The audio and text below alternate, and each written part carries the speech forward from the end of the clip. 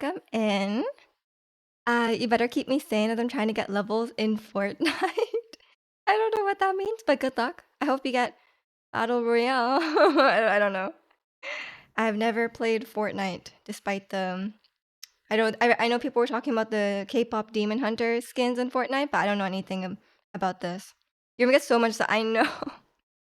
It's really annoying. I really need some sort of like blackout curtain like on this window here because it really messes with the stream lighting. It's really annoying. And this is with the curtains down. Like as you can see, I have like the really opaque, not blocking sun curtains, which is great. I used to like have these like binder clips and I used to like clip something to the existing curtains just to try to block the sun. So I think I need like a good thing that could just like hold up and block it because at certain times of the year and at certain weathers, it's like, yeah, it's so bright. I'm east facing, as you can tell, and it's the morning. Your room is brighter than my future. No, your future is as bright as the sun. And kind of thanks for the 53 months. Welcome in. Good morning. And good morning to you too, Ricky. How's everyone doing? How did everyone enjoy Resident Evil? Vancouver sunny. Well, I haven't seen the sun in a week. Oh no. I guess okay, actually it was only sunny today, so I haven't seen the sun in a week. Now I've seen it. Ultra shadow quality Sundays true. And it's annoying because it's like from the side. Like if it was directly on my face, like maybe that would be nice. Like look, this could be the lighting. But like it's like on the side, right? So it's a bit annoying. But at least you guys can appreciate the sun from a distance. But yeah, it's very shadowy. Usually sorry, I just looked directly at the sun. Um in like a in like 30 minutes to an hour, the sun will have passed. So I was like, whatever, I'll just deal with it. But I think I need to get some sort of blocky thingy. And welcome in instead. And welcome in Ratsy. This isn't Resident Evil 4. I was just too good at it, so I need to. No, we're gonna do it on Saturdays for now. But yeah, it was actually quite fun to play games on stream. Like, it's been a while. I mean, I play Genshin obviously, but like I haven't played like casual variety game in a very very long time. And I was like, that was kind of fun, even though, man, am I bad at those types of games? Like, I feel like I know you guys are gonna say like I'm bad at every type of game, but like especially also I feel like the music is very low. I don't know if you guys can even hear it. Um, but yeah, especially those types of games, you have to like you don't get that much ammo. You have to conserve your ammo, and there's like a lot of like scrounging for stuff. Like I guess survival that kind of game. Like I found this especially in like The Last of Us. It's very tough. And also welcome in knife. Sorry, I saw you. um, it's very cinematic. It's like a cool filter. I'll try not to like wave my arms around too much because it's very shadowy. We have sun. Okay, no one is questioning that, okay? You missed yesterday's stream because you're at a furry meet. I hope you had a fun time. Genshin isn't a game. It's you testing if X team works. That's how games are. It's a combat game. It's a team building, theory crafting time, you know? Is Gwen's name with two N's or one? It's just one. It's just one. I feel like you've been typing it wrong this whole time. It's okay though. It's like how if you're like Gwen, it's like you're extending it, you know? I think it's fine. I would never say you're bad at every type of game. Right, right. I was preempting your comment, okay? Um, it's like when we go, Ricky. Yeah, exactly, exactly.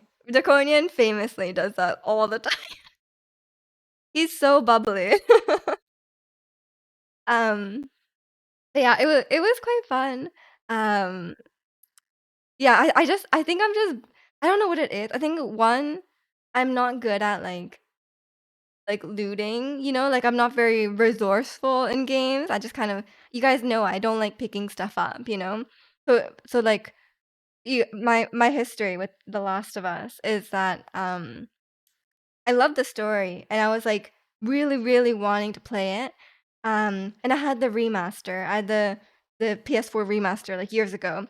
And I tried to play it so many times and I like cannot get through because like you run out of stuff. Like even on like the easiest difficulty, I'm like, well, I don't have stuff, like, I don't have healing, I don't have, like, you know and, like, it's very especially with older game I know Resident Evil 4 is a remake, but it's still, like, a remake of an older game, and it seems quite faithful in that sense. It feels like, it's not quite as, like I think or maybe it's not because it's old, maybe it's just, like, the older style or, like, a certain style of the way the characters control. I cannot, like, keep sense of I'm really bad at controlling it, and I don't know why.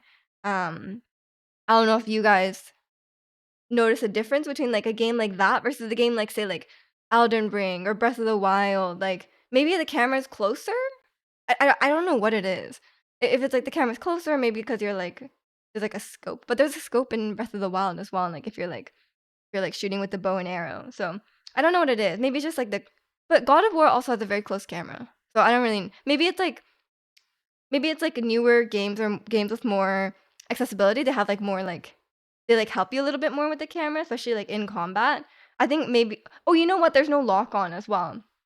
That's one thing because, when you're playing, like, Elden Ring or Breath of the Wild while in combat, you don't have to touch you don't have to touch the camera, right, that much. You can lock on if you want, and that really helps. I think maybe it's the lock on because in combat, I'm like, "Wow, I'm just looking at the sky, like, I'm not looking at anything." Um, yeah, collecting items sucks. That's why you gotta play it in co-op, and someone else can pick up all the items, and they can hoard them. Because you guys know, I do not hoard at all in games. Um I know Chikano's gonna say I hoard IRL. I don't hoard IRL either, but, um, I in games, I will use every resource I have at every opportunity, okay? Like, so maybe that aspect of the game is making it more difficult for me. You can scope in the with the Sheikah slate with the glitch. Oh yeah, the sniping. Although I got a sniper in Resident Evil, so I was pretty happy about that. We found the one streamer that isn't the loot goblin. I feel like most gamers are loot goblins.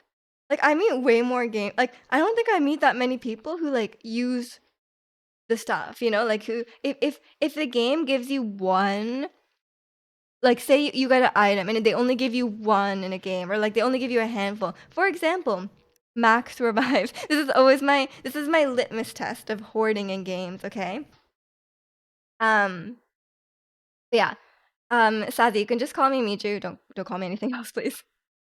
That's why your message was but yeah, that is my litmus test the thing. Like, do you use max revives? Because they're one very helpful, but you only get like 2 or 3, like something like that, maybe 1 or 2, um, in the game, right? So like, do you use them and when do you use them? Because like I think I'm on the extreme. I will use them if I'm fighting a random trainer on Route 7 and I need to use a max revive, I will. If I'm fighting the 4th gym leader and I need to use a max revive, I'll use it. So there's that, and then I think the middle ground is like I'll use it, but only in like the last fights. Like it's like I'll use it in the champion fight, or like I'll use it in the Elite 4 fight, something like that. And then some people will just never use it. Like some people will just like I know a lot of you guys never will use a max revive, okay? You're good at exhausting resources, but you hoard useless items. What do you mean, Higano? What was I doing? Okay, I'll give you one message to roast my Resident Evil skills. One day I'll do a playthrough of Baldur's Gate 3 without picking up every item and weapon in the game. Or every armor and weapon. I remember, I think I've told this story before, but Zirconia messaged me and he was like, oh, like, I can't remember what it was. It was like, oh, Gil needs something, but I don't have anything to give to him. And I was like, bro, like, you surely have chests and chests of items. And he was like, okay, yeah, you're right. And he sent me a screenshot of his chest, and it's full of like every tier of magical weapon like a magical item possible. I was like, there's so many things you could give him. Like, Miju just potion them Pokemon, you sell them? That's crazy. You hoard in Fallout 76? Damn. Okay, I mean, some games are more hoardy than others, you know? Like some games you can't necessarily use it all. Like in Genshin, for example, you can't necessarily use everything. And there's no reason to hoard stuff, right? Maybe there is. Actually, no, there are crowns in Genshin. You cannot you only get a certain amount, like, you can only get them from events. So maybe that's a too good to use pile, but you kinda need to use them, so I don't know. And welcome in, Gwen. How are you? Are you replaying Resident Evil now? After seeing me play? You don't need to be here, she's not game. No, Gwen will be here regardless. But I'm actually I was a little bit skeptical about how much I would enjoy Resident Evil, because especially with the type of gameplay it is. But the game is so like, I don't know how to describe it. The game is like, it's so like, it's just a fun time, you know? Like it's not that serious. It's kind of like, it's not like arcadey, but like it's just like, it's just silly. It's fun, but it's a little bit scary at the same time as well. So it's very engaging in that sense. It's like, I think I play a lot of really serious games, or games that are very like deep, or very um or yeah, games that are just like, oh, this game is like a masterpiece or whatever. In Resident Evil 4, it's just like straight up like, games should be fun, and it's like, it's just a fun time. As soon as I get the Master Ball, I let it fly. Let's go, Red, a fellow non-hoarder. That's another one too, the Master Ball. Although when I first played Pokemon, I used the Master Ball in a guaranteed catch. I didn't know. I didn't know it's a guaranteed catch. You had a ton of herbs and didn't even combine them to make space? Oh, I didn't know you could do that. You should have told me, okay? You should have told me I could do that. You gotta teach your homegirl how to survive horror better. I need a coaching from Gwen. I was surprised at how hard it was, so I thought it wouldn't be that hard. But I think it's just I think it's just the bingo section. Um, I think it's just the bingo section that was really, and the tutorials are very lacking, which is very Japanese game of them, you know, like, and the accessibility is very lacking. Is Relicanth the real Pokemon? No. I think you're going for the multiple fake Pokemon in a row strat. What's in the corner of your room? A camera stand? Yeah, there's a tripod and a ring light there. You don't want a backseat? I mean, but the game just straight up doesn't tell you a lot of things, right? I'm honestly fine with you guys. I'm honestly fine with like advice about the game. Like, as long as people aren't saying like as long as people aren't saying like, go here, why aren't you going here? Like, why didn't you use that? Like, you know, like, you know, like that. Um, I think it's fine. Cause like I need all the advice I can get. You've seen me play. Sometimes you play a great game about grief and loss, and sometimes you play a game where a guy tactical rolls into a room and goes, "Where's everyone going?" True. It's a surprise the game hasn't taught her. I was so honestly, the one fault I will give the game is that like, why are they giving me combat tutorials after a very difficult combat section? Like, shouldn't the combat tutorials be before? Like, it's like, right, it's like after I already finished the bingo section, it was like, oh, you can stealth kill people. I was like, thanks for telling me. That's crazy. They even know there was a map. The game never told me there was a map. She can find red and green, but she didn't even think to try two greens. I think I might have been clicking on something. I don't know. I was just making ammo. Did the game I mentioned about combining herbs? I don't even know. I don't think so. I don't think I skipped any tutorials. I didn't read like the letters and stuff. Maybe it was in the letters. But any tutorial pop up, I did read because there wasn't that many. There was like one. The game just told me like, this is how you attack, this is how you crouch, this is how you shoot your gun. And like, I think that was it. Relicanth is real. The fish hook. Oh no, you weren't going for the fakes in a row strat. And welcome in Marshadow. Are you gonna play Pokemon Legends CA? No, sorry, ZA. I'm not gonna be playing it, no. Because firstly, I was very disappointed by Scarlet and Violet, and I don't want to pay full price for a Pokemon game. I don't think it's like the quality of the game is like that good. And two, I didn't really like Legends Arceus. I know a lot of people did enjoy it. I don't have anything against it. I just don't. I just didn't like the gameplay of it. Relicanth is based on the Coelacanth, which is a cool fish, long thought extinct. Thank you.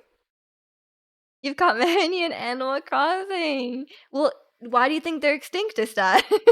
You caught them all. If you don't survive those bear traps, you're gonna regret not putting, the herbs together. The bear traps don't do, like, any damage, though. That's why I was disarming them with my legs. It might just be because I'm on assist mode, though. Um, as long as you didn't tell me where to go, why did you let the pig attack you? I didn't know it would attack me. Why does the pig have anything against me, man? Garfield? Oh, absolutely real Pokemon. You gotta catch your own Garfield. Um, that was mad funny when he got scared from Chainsaw Man and ran into the mines. God, that stupid Chainsaw Man. The weeps are taking over. Somehow missed the pig part? I didn't know they would do That's so funny, though. I guess it only happens if you, like, stand near them or crouch near them. But yeah, I guess all the animals are very mean. Remember bear traps get disarmed with feet? I mean, I don't know. I feel like maybe now that I'm past the bingo part, it might be okay to put difficulty back, but I'm not sure. I don't even know if you can put it back up. 'Cause it said you could, like, change like, it said the it said you could change it from normal mode to assist mode. I don't know if you could change it back. 'Cause some games are weird about that. Because 'cause they're like, "Oh, you can't get that like, there's an achievement for finishing the game, so you can't change it back," you know? So I don't know. I love that you said, "I think we're friends now." Yeah, it really knew the timing, huh? The residents are evil. I think that's why it's called that, no? I don't know the context because 'cause I've never seen the first game, so I don't know why. Oh, you know what? I think I have seen the first game. There's, like, Resident Evil 0, something like that. Um, that's why it's called I think so. I think that's why it's called Resident Evil. But yeah, it's quite fun. It's quite fun. I just don't know if I'll be able to survive the normal difficulty. But maybe if I just like if I just made it a like if I play it maybe if I play it through once it's like a Baldur's Gate angle, you know? Called Biohazard in Japan. Oh right, yeah. I forgot even though you tell me like once a week. um the OG Resident Evil 4 had adaptive difficulty. Oh, right, yeah. I need the remake might have it in addition to difficulty settings. It didn't seem like it was getting easier, even if I kept dying at the bingo section, and it did not seem like it was getting easier. Cause I was just so confused because like I went into the fight with like 10 ammo, right? But there was like so many guys. There was like 20 enemies at least, right? Um and then like, I was like and each enemy takes, like, 3 or 4 hits to go down. And I was like, "That doesn't" I was like, "You know what? The math is a math." Um, but I guess I should have scrounged more. And then everyone was saying, "I saw you guys talking about the shotgun." And I was like, "I didn't know there was a shotgun." That would have been really nice to have, but I was like, "But there's no way to check every building without them seeing you." I guess maybe you could just, like, run from them, and I don't know if they'll follow you into the building, though. Um, Imagine being a landlord and the residents are evil. It's usually the opposite. It should be called Landlord Evil 4, yeah. And Leon is just a humble renter trying to, you know, survive. You walk away to get food, and now we're talking about bear traps. There was so many bear traps in Resident Evil, but don't worry, I disarmed them all for you. You will not be you will not be ensnared. Leon just trying to make ends meet. Yeah, he's just a humble guy trying to pay his rent, you know? It's just that's just how it is. It's very evil of them. Yeah, I guess I have a lot more um I have a lot more game ahead of me. I was very surprised at my lack of ability. Because when I watch people play it, it looks so easy, you know? And then when I play it, I'm like, they're all just suddenly there's someone behind me. But yeah, my favorite strategy is just like especially on the easy modes, I just stand somewhere, all the enemies come to me, and I kill them as they come to me, and then I make like a pile of bodies. That's my strategy. 'Cause I think it's easier to just stand still and then have them come to you than having to, like, walk around. Um, I think the issue is having to walk and then also fight at the same time. Because when you're walking, there will be stuff behind you. So if you just stand there with your back to the wall, then maybe it's fine. Landlord Evil 4 Umbrella Corp has bought out real estate in Raccoon City and are raising prices. Oh no. I can't believe that it's called Raccoon City. Like who would want to live there? Like it's like, "Oh, I'm gonna move to Raccoon City," you know? Like I love raccoons. Like that's so like what? We do have a lot of them here though. They're very aggressive. And like you shouldn't you're not allowed to you can't feed them. Leon's one leg is mangled by like the 50 bear. He's fine, honestly. At the start of the game, he got like completely axed in the shoulder, and then after that, he was fine. He just eats like a little plant, and he's fine. The game feels like when I used to play games in Spanish, the dialogues are so cringy. Yeah, everyone was saying like the enemies tell you that they're behind you. They're like, "I'm behind you, you imbecile." But like, it's like, why would they say that? And why are they so sentient? I don't know. Um, Made you playing Counter-Strike is great. I've never played Counter-Strike. Ricky lived in Lucas City. True. I would live in Lucas City. You're Canadian, you have a leg to stand on with Moose Jaw and Yellowknife. True. True. There's some crazy town names out there for sure. He just eats some herbs and he's fine. Yeah. It's like in Resident Evil, in the one that's actually called Biohazard in English. It's like he always just like pours like the whatever it is, like the Bactine or like whatever alcohol in his hand, and he's like, it's like fine. I still remember like he gets stabbed through the hand. At that one point, there's like clearly like it goes all the way through his hand, and then he's like just pouring something on it, and it's like, oh, it's all healed. It's so funny. Like first day, yeah, it's like rubbing alcohol. Yeah, yeah, something like that. Like the game is, I feel like Resident Evil is like so gamey, right? Like a lot of games will try to be more will like really lean into like the realism of it or like the um like that kind of stuff where it's like, oh, we're trying to be more like cinematic. But like I think Resident Evil 4 is more on the side of like it could be like an arcade game, like not like obviously it's like a full length game. But like it kind of has that vibe, right? Which is fun. Ethan loses a hand, put some liquid on it, and re-sticks his hand. What? He loses his hand? I don't remember this. Um, that's how us Mexicans treat Vicks Rainbow Rub. Who needs a first aid kit when you can have a bottle of isopropyl alcohol and a rag? Exactly. I mean, that sounds like it would make a Molotov as well. In my gamer brain. Far Cry 3 healing is pretty wild, but pretty much the same thing. Yeah, yeah. Sometimes it's very funny. Um, yeah, maybe I should play more games on stream. It's kind of fun. I don't know. What game? What game should I play next? I know everyone wants me to play Red Dead Redemption. Um, but maybe I don't know. And welcome in Pepe. Hope you're doing well today. It's the solution to all life problems, right? Right. I should play Counter Strike or League, League 2, League of Legends 2, or Valorant. Yeah, probably not. Probably not. Maybe I should do my first time playing FPS. Actually, I must have played like a shooting game at some. I mean, I guess I did play. I did play. I almost forgot the name. Quake. But I've never really gotten into one. Lincoln almost died in battle, and you can eat a pizza for health. True. Guy fixing his arm, hand gets sticks out of his body. What? And welcome in, Sonna. If Mija plays Valorant, I'm unfollowing. I don't think a Valorant stream would go well. Like, don't you have to voice chat in Valorant? I don't really want to do that. I just sent the clip to me. Okay, okay.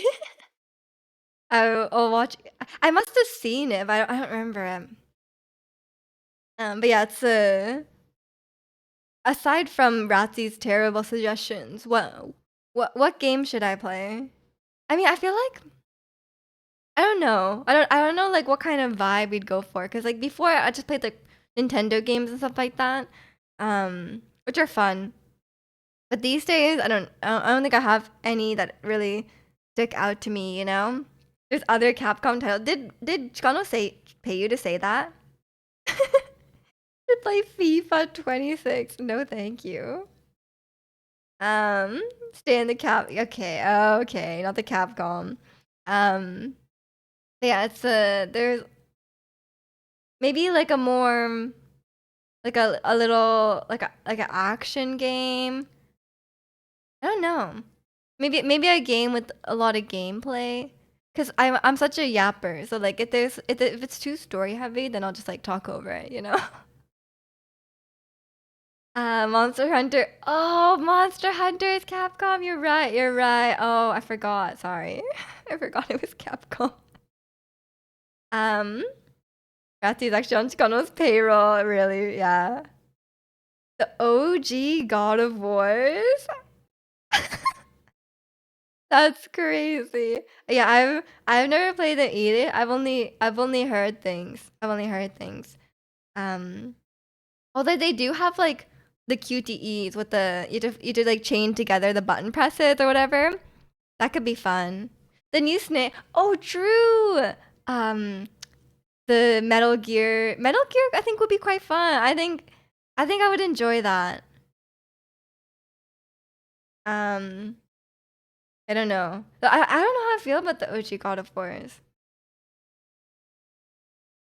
Real one just play Pro Evolution Soccer 6. What?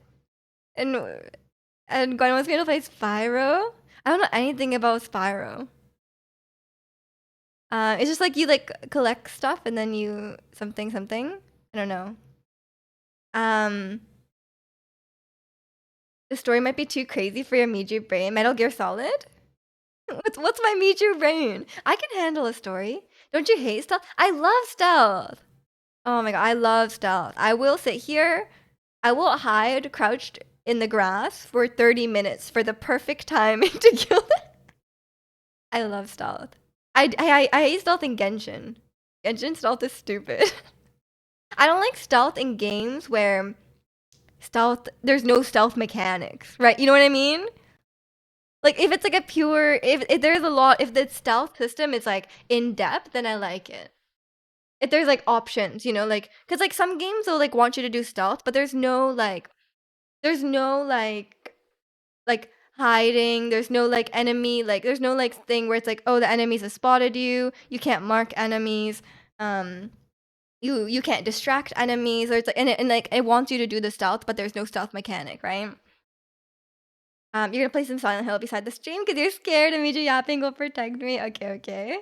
Sounds like a plan. Um, it'd be fun to watch. Yeah, Metal Gear. I think Metal Gear would be quite fun. We'll see how we'll go through this month. We'll finish Resident Evil, and then we'll see where we go from there. You wanna witness Miju's reaction to Ocelot meowing? I don't understand that sentence. Like, is that there's an ocelot in the game and it meows? Is it cute? You think Miju could comprehend a story that deep, bro? Um, Genshin is just straight up walking like always. Yeah, the Genshin stealth is like it's kind of silly. But when I don't know if you played Uncharted. I played Uncharted 4 and I just stealthed like okay, I stealthed until I couldn't. Well, there's a certain point where you like can't really stealth anymore, but I had so much fun stealthing. Cause like there's like long grass you can hide in, and then you just like get up and like choke people on the grass. And I was like doing that like for the entire thing until like there's a certain point. Um, and then like you can like mark enemies as well, which is quite fun. And like sometimes you get a silenced pistol, but the silenced pistol is a little overpowered. Or I like playing like when you play on the lower difficulties, the enemies are really like you're like right in front of them and they're like, "Is someone there?" And then you just kill them. And then I think in Uncharted there's like they can spot the body. So like you can like hide the bodies in the grass or something like that and then they won't be able to see them. And cuz if they see the bodies, they'll call in reinforcements. Which is fun. When are you going to Japan? I don't think I'm going this fall. I think just like with family stuff, the timing doesn't work out. I'll probably just go in the spring instead. I think. So not anywhere. Not this year probably. Yeah. I thought it was this fall too, but it just like it just didn't work out. Metal Gear Solid 1 is the realest Metal Gear Solid because you die most times when you spot it. That sounds miserable to me. I don't think I just don't think I could play a game. I think I need a lot of quality of life to function. Gonna meow ugly. Well, I don't know. Um, throwing rocks above jump insta kill. Oh yes. Far Cry 3 was pretty cool for that. Where you like yeah, I think I know what you mean. Where you drop down and just like murder them from the Uncharted has that too. And there's like rope swinging. So like you could like swing from the rope and then you could land on them and kill them. I'm like that's crazy. Metal Gear Solid is so big. Revolver Ocelot is mentioned in literally every Ocelot animal video on YouTube. I have no idea what that means. Revolver Ocelot. Um, so I'm all I can assume is that there is an ocelot and it holds a revolver. But like that doesn't make sense. um, do your vacation days carry over? Some of them, yeah. But I've used some this year, and I'll probably use some in the holidays. Like the December holidays, Christmas. I was gonna say you're gonna come back with Resident Evil and Metal Gear Solid merch. Oh, I gotta pick up some Resident Evil merch for Gwen and her whole family apparently. Such a family of Resident Evil players. Above jump instant kill is the most rustic way to put it. It's fun. It's fun. I know exactly what you mean.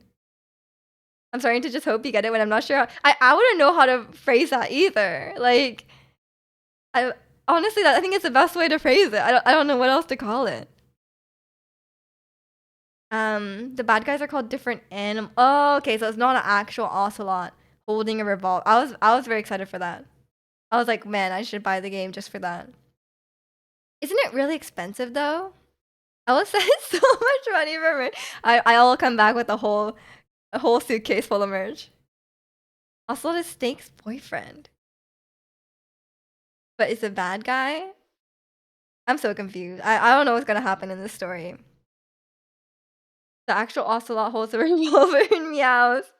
So either Os- Snake is dating an ocelot, or Snake is dating a man called Ocelot who meows. Both sound really strange. You won't know what happened in the story after you play the game. Great. Okay, thank you. Wait, I was gonna go on Steam and check how much Metal Gear is. Is it on Steam or is it on Metal Gear Solid? I don't even know which one this is. What Metal Gear Solid Triangle? Is it that one? Do I want Metal Gear Solid Triangle? Metal Gear Solid 5, Metal Gear Solid 5 Master Collection, but the Master Collection is only $27. That's so weird. Metal Gear Solid Delta. Okay, that's what it's called. Triangle. Bro, it's $93 before tax. That's so expensive. I feel like we should just wait for a sale. And there's already a DLC. Sneaking DLC pack. Triangle. Shush. Welcome in, Milgram. 93. So after tax, it's gonna be like what? Like over $100? That's crazy. It's very Kojima pilled. Great. Looks like Meiji's more aware of Metal Gear Solid fanfic. Oh no. It's also a bad remake. Is it? It does it have good review? I guess it's only very positive, not overwhelmingly positive. Is it on bad remaster? I think it's a remake. Unless it's like basically a remaster sometimes.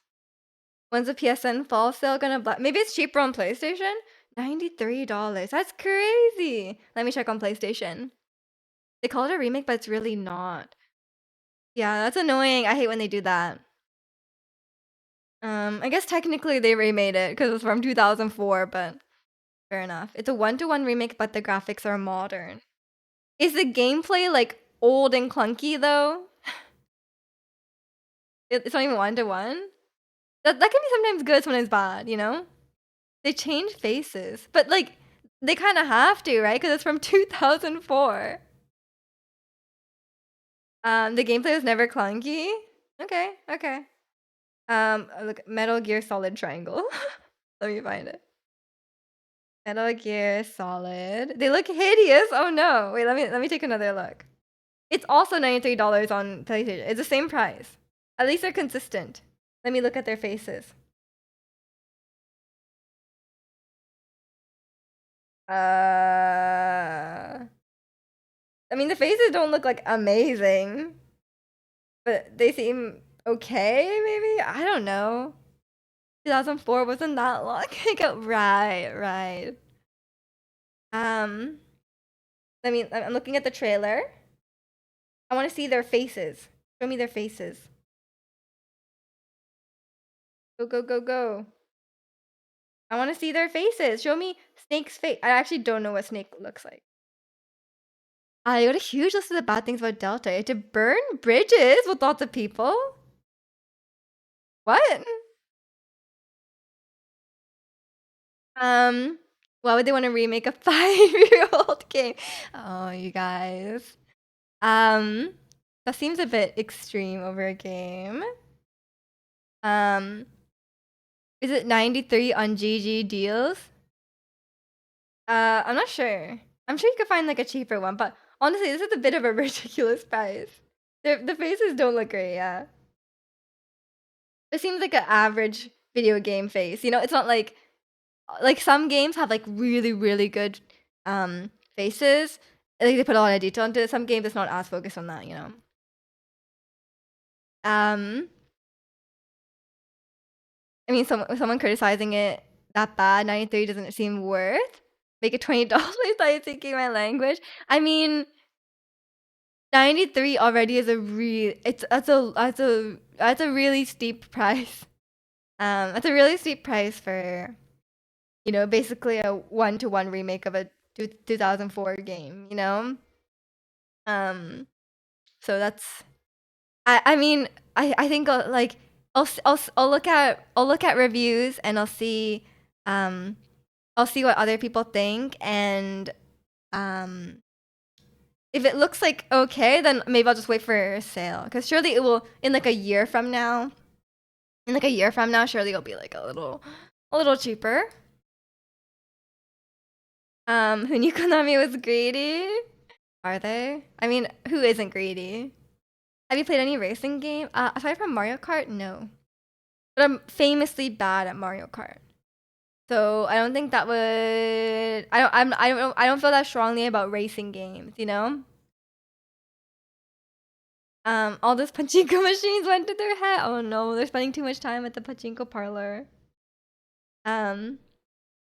Yeah, I don't know what kind of game would be fun for stream. Maybe we could just try new things, because like there's a lot of types of games that I have not ever really tried, right? So maybe that could be fun. Like it's like, oh, um, you know, because like it's like, oh, I'm playing Resident Evil for the first time. That's a fun experience. We can all share together. Other stuff. They made one of the bosses beatable with only shotgun when it was beatable with other things too in the OG. What? That's very restrictive. I like games. I like games where there's a lot of freedom. Like whenever there's only like one way to approach a problem in a game, it feels really gamey, but like in a bad way, you know?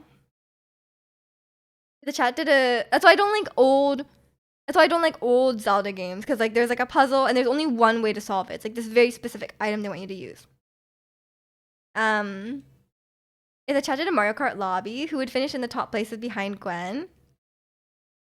I think Protagonist is pretty good. I'm sure there's some people who are pretty good at Mario Kart around here. But I don't think it would be close.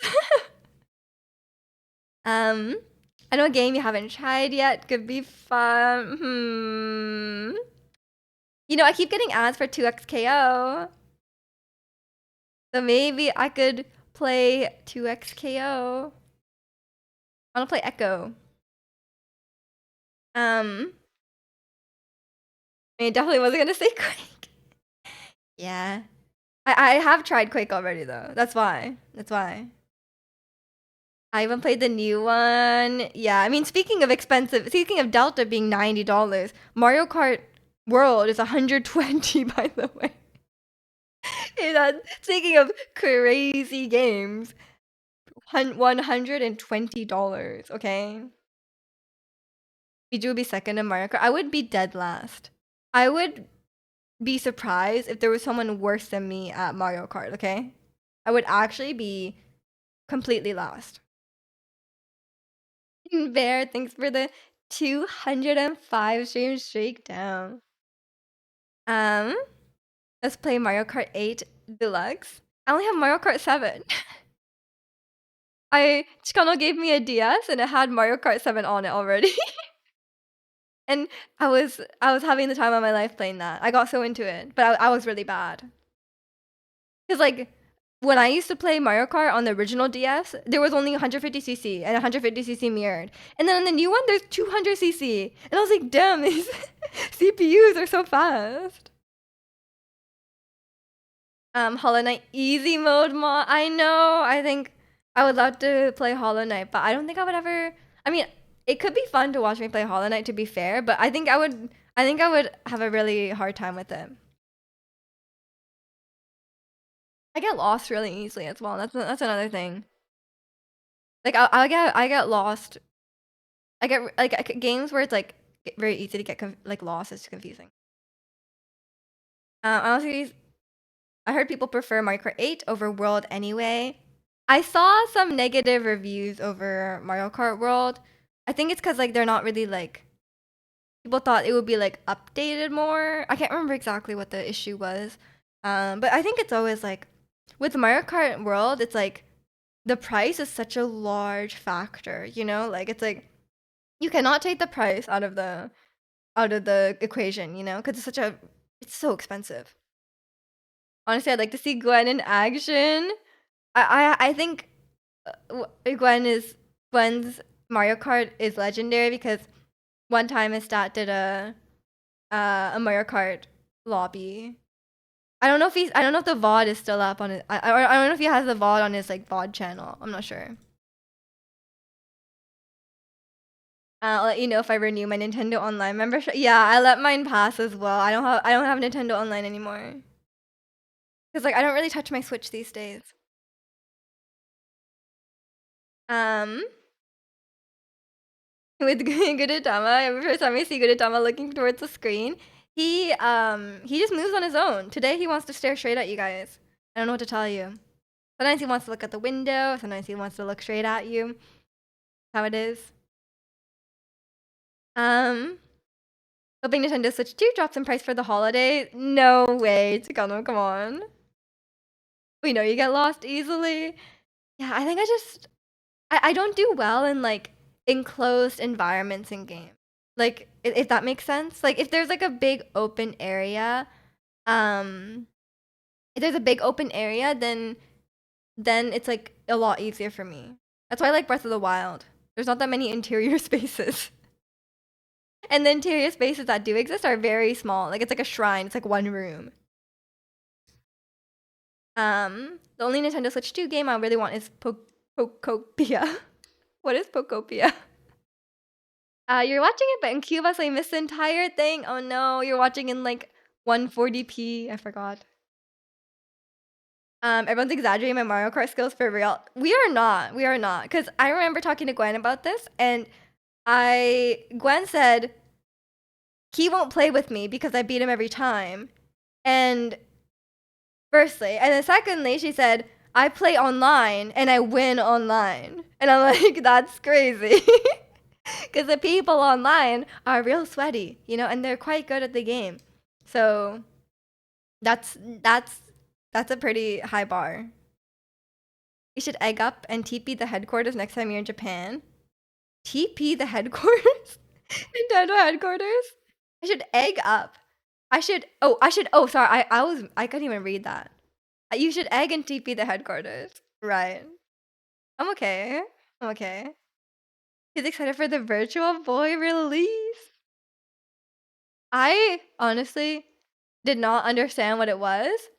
Um, I did not understand what it was, and when I saw that you put the whole Switch on your face, I was like, "What? Like, isn't that heavy?" I don't know. Like, that seems a whole Switch too, like, on your face. Um, and then if you don't wanna pay $100 for the I mean, I think it's kind of a fun novelty, I'm sure, but I was like, "Damn, that seems very unergonomic." Pokopia is the Pokemon game where you're a Ditto running around doing Animal Crossing stuff. What? Wait, that sounds so fun. He might just be terrible. That's true. That's true. I didn't consider that. Maybe he's just really bad. Hello, not flirting. Thank you. Thank you. Hello. Doesn't Gwen's cousin is someone? No, Gwen said when she plays against her younger cousins, she doesn't let them win, even though they're children. They gotta learn. They gotta learn the hard way to improve, which is fair enough. Which is fair enough. I don't think there's a right or wrong thing to do about like letting kids win. You know, I think it depends on the kid, and I think it depends. You know, I don't think you should always let kids win. It might make them into menaces. There's no way they wouldn't be able to make Pokopia run on the Switch. They 100% made it Nintendo Switch exclusive to move consoles. What? It's exclusive? Okay, then I won't be getting it then. Even though it sounds cute, I won't be getting it. Honestly, it would take a lot. Um, it would take a lot for me to buy a Switch 2, I think. Like, I think there would have to be something really special on it, which I don't know what that would be. Um, which I don't know what that would be because, like, yeah, I don't know. Because these days, like, even, like, Pokemon, I am very disappointed by, and I didn't love Tears of Kingdom. But yeah, if they made another Breath of the Wild type game, I guess I would buy a Switch 2 for that. I think that's the only thing that would get me to buy a Switch 2. I can't think of anything else. Like, even Animal Crossing. I do love Animal Crossing, but what about a whole Switch for Animal Crossing? I don't know. Um, my nieces have to win on their own. They can't just ask me to let them win. That's fair. That's fair. What animes are you watching as of late? I don't watch anime, I'm sorry. And welcome in, Angel. You thought that black thing on your top shelf was a mini bun in your hair? No, that's my, that's my Hu-Tao hat. But yeah, welcome in, Angel. How are you? By the way, Jack got me this fidget cube. I know you could tell me. I know you could see me holding it. And I thought I didn't like it, but now that I'm yapping, I do like it. You know, like I feel like I'm always like fidgeting with something while I'm doing my yapping stream. Like every other time, I don't really like fidget with stuff, but like when I'm yapping, it's like I guess it's like when you're talking on the phone. You know, like when you're talking on the phone, you like want to like pace or like you know, hold something or whatever, you know. But so this is quite nice. Put on the mini bun. Okay, okay. Again, I feel like I do this every time. I feel like I do this every time we redeem a hat. I'm just gonna go to the bathroom. I'll be right back. It does remind me because the thought of being stuck here for 10 minutes. I'm like, oh, I should pee first. Okay, enjoy the Malamart until I come back. BRB.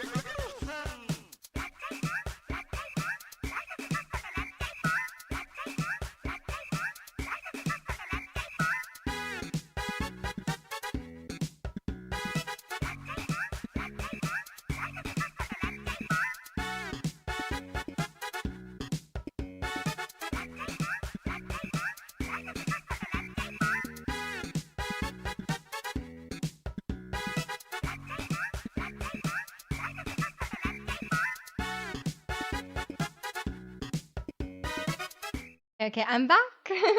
My hat, eating into your hat. No, you get the full 10 minutes. Don't worry.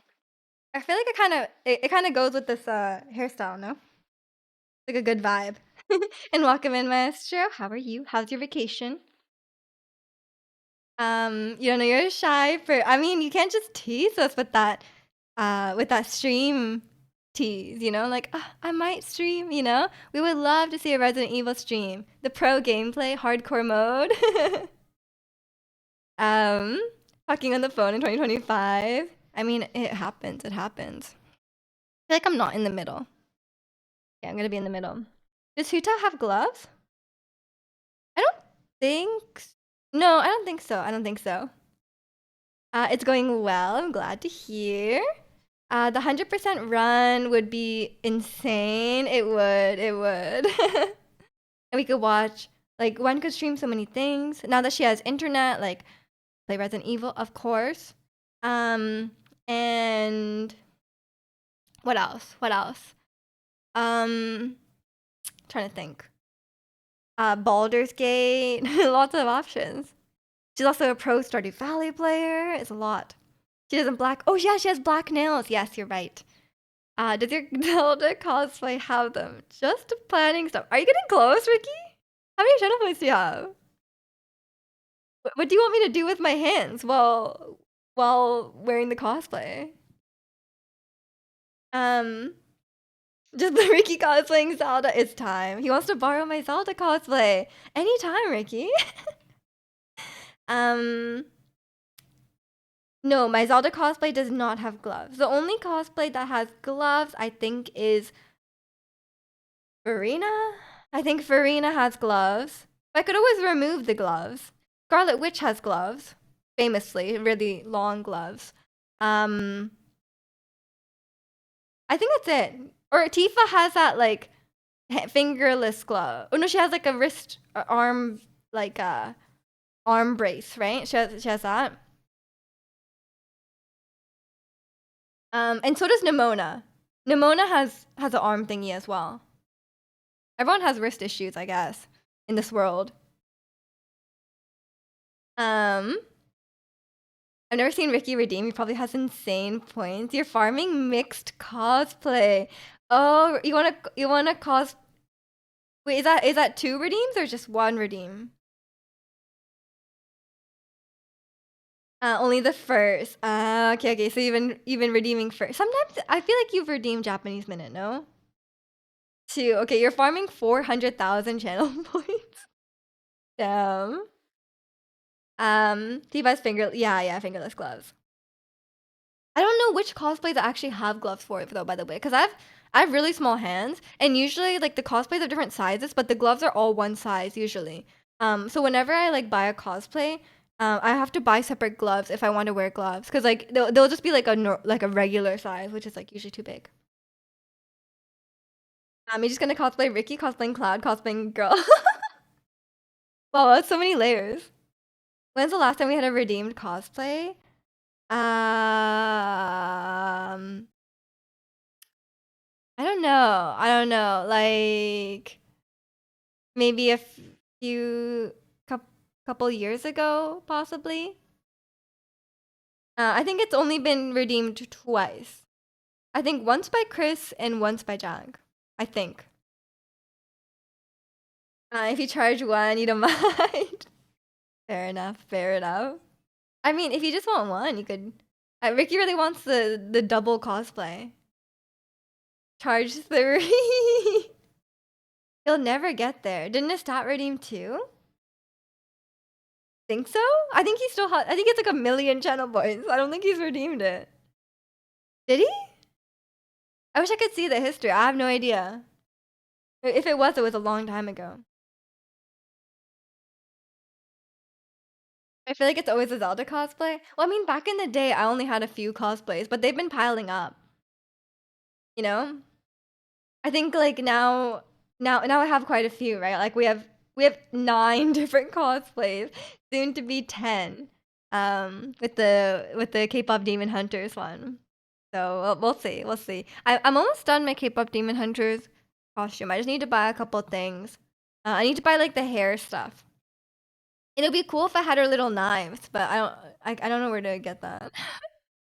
Maybe someone has made it, I don't know.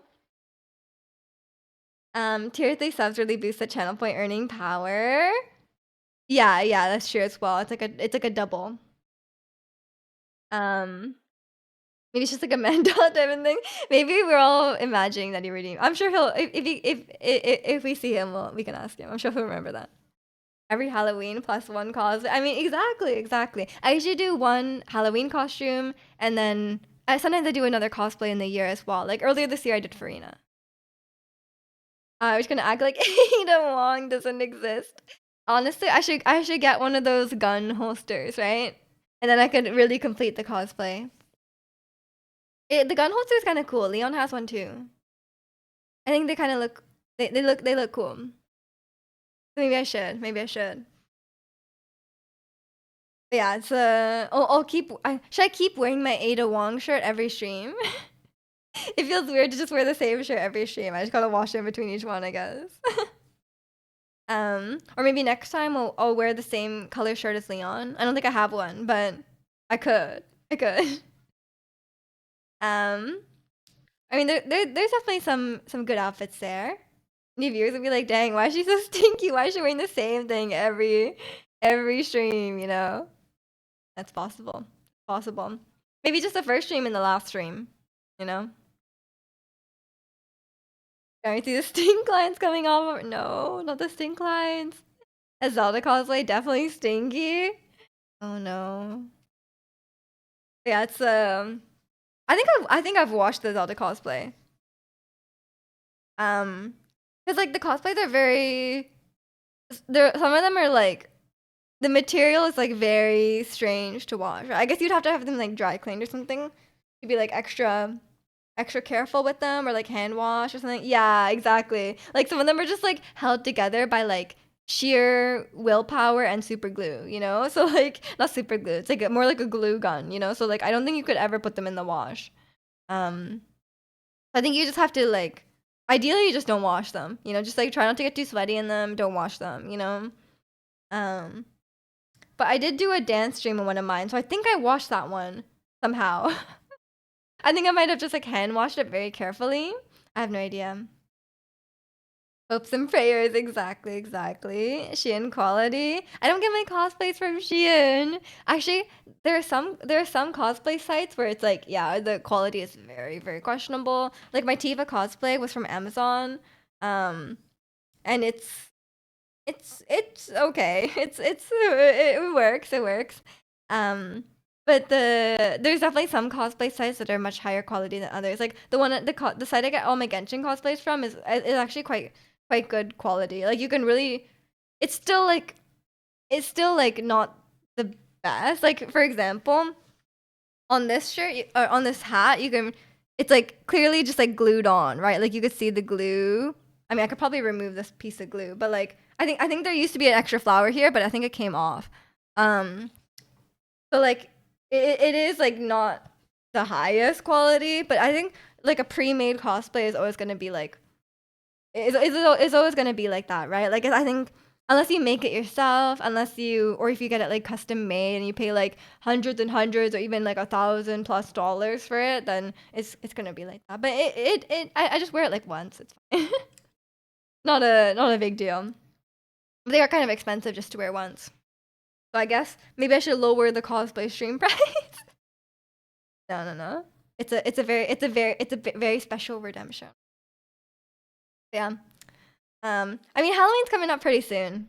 We what 3 weeks from now? We're gonna yeah. I don't know if you guys saw on Discord. I'm gonna be doing a Zoe from K-pop Demon Hunters costume, and then we'll do like a karaoke stream. Cause like K-pop, K-pop Demon Hunters. Put the K-pop on K-pop Demon Hunters and do a karaoke stream, which I think will be quite fun.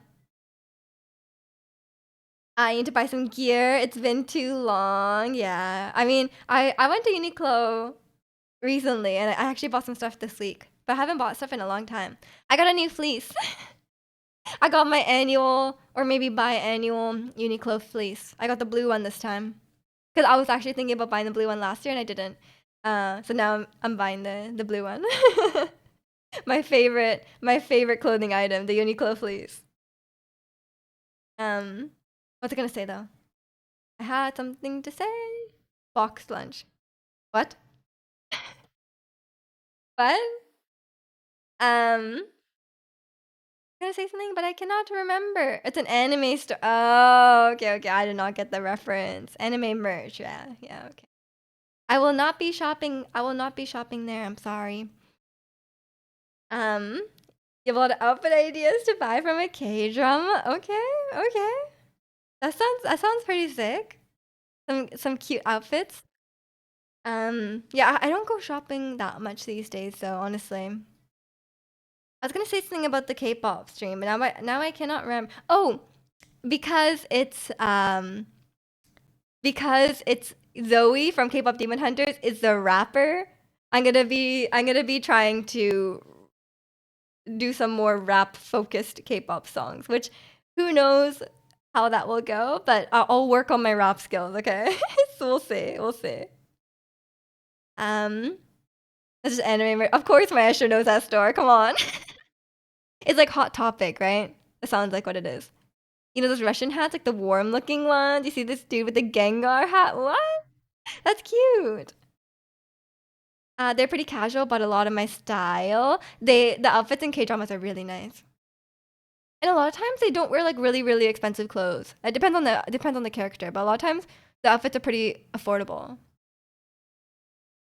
K drama fit is easy: turtleneck blazer, skinny jeans, Chelsea boots, bowl cut. What? What K dramas are you watching? Like from 2005? Less emo hot topic. I see, I see. You've been buying Uniqlo recently and you love it. Uniqlo's so good. Hot Topic and Box Lunch are the same company. See? Honestly though, as much as Hot Topic has some fun stuff, the quality is so bad there. Um, a lot of their like I used to have an emo phase. And yeah, their clothing was terrible quality. Like you would buy like a band shirt and then you'd wash it once and it would immediately be like peeling off, right? The design. Um, I think you have to be really careful what you buy at those places. Unless you just want to be like very, very careful with it.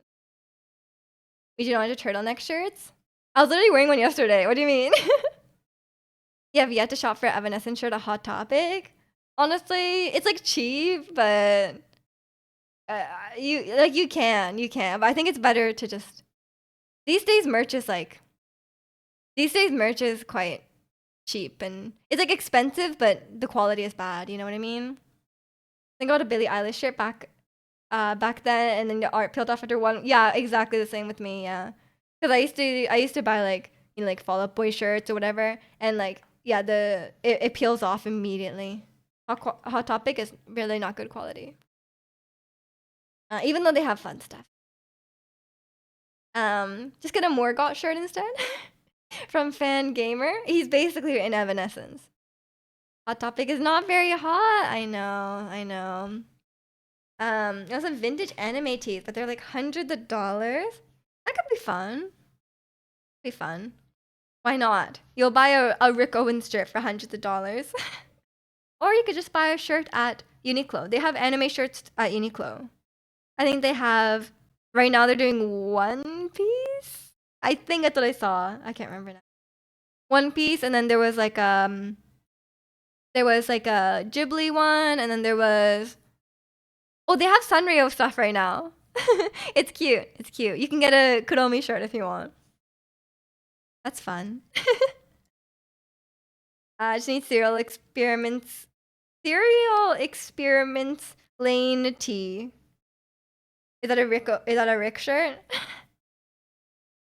Um yeah, I have to practice for my K-pop stream. I have to practice my rapping and I have to 'cause I just don't really understand. Like with singing, I know what I have to do, right? Like I'm like, okay, for the singing to be good, I have to do this. It's like I may not be able to execute it perfectly, but it's like I know what constitutes good singing, right? But with rapping, I just like don't know. It's like okay, I'm like I have the rhythm, I can say the words fast. I can say it in time, right? But then it's like after that, it's like, what do you do? You know, it's like, do you just try and sound cool? Do you sound like you try to have like a deep voice? Do you try and sing loudly? I don't know. And I'm like trying to learn all the words, and I swear, I'm trying to learn XG songs, and they speak like Chicano. Like literally, they're like capping this, capping that, like it's talking about some car lingo. I don't know what they're saying. I'm like, it's like trying to learn a foreign language, you know? I'm like trying to learn the words. It's very tough. You saw a basic Totoro sweatshirt at box lunch for 40 beans. It was just Totoro on the belly area. Cute. It's anime from 1998. Oh, okay, okay. Um, when is that K-pop stream? On the 26th. And welcome in, Kovaris. How are you? Have you recovered from yelling at the TV about my Resident Evil? You can teach me slang. Okay, one thing I don't know what that means is in the song they're talking about like driving their car, and they say like they're Pirellis, like Pirellis, I think. They're like their Pirellis is burning on the ground, and I'm like, what the hell is a Pirellis? Is it like a tire? What is it? And I was like, I feel like Chicano would know. Didn't Chicano used to rap? I have no idea. Where's that John Cena? What? And welcome in, Ernie. Thanks for the 54 months. I appreciate it. You powered through. I'm glad. I'm glad. Pirellis is a tire brand. Ah, okay, okay. Wait, everyone knows this. Pirelli is a tire brand. Hmm. Okay, okay. Everyone knows this. And welcome in, Law. Are we teaching Miju the Gen Alpha slang? I'm trying to learn some raps, okay? And when they rap, they're always using slang, you know? And I'm like, what the hell do they mean, you know? Um yeah, welcome in, Law, and welcome in, Hero. Hope you guys are doing well today. Um yeah, everyone knows what. Wait, is it actually Pirelli or is it Pirelli? Or I guess it's like Pirellis. Oh, that's what they mean. They're saying Pirellis because like they have multiple tires, right? All my Pirellis are burning on the ground because we're like rooming, you know? It's just a oh, it gets a multiple. I feel like such a boomer. Oh my god. Wait, okay. Let me get the lyrics, okay? Because like literally, it's like they're doing a burnout and lining up the tire. I see. I see. Okay. Cause like literally, I'm like, what are they? What are they even like? It's. I feel like they're just like saying words, you know. You had to ask your desk mates at the office what 6-7 means, because I walk past. You walk past a fresh from uni socials team laughing about it. What does that mean? I don't know. I feel it's so hard trying to figure out the heck something mean. I know, right? Also, like the last week, we were at a couple sports games. Like there was This is Whale by Sejong. It's so good. Wait, let me just send you the link actually. But yeah, I was at a couple of sports games this week. Firstly, Vancouver Whitecaps were about to win or did win the Canada Cup or whatever, the Canada Championship. And then I was at the Canucks game on Friday as well, and like all the kids were like doing this dance, like everyone was going like this, and I was like, what does that mean? Like, why is everyone doing like all the children under like 16 were like all doing that? It's like a thing from TikTok? I was like, and then I heard like all the old people or like people my age around me also being like, why are the kids doing that? Like, why are they doing that? I was like, you know what? I'm the same. I have no idea why they're doing that. Um, you're just so in touch with the youth. I explain everything to Ernie. Damn. Listen to drum and bass, little to no lyrics. True, true. Sounds like Taylor's new song. This song is a bit older. I still don't know either. One person said it was a quote from a basketball player. Another thing it came from a rap song. Who knows? Who knows? Both of those sound very plausible.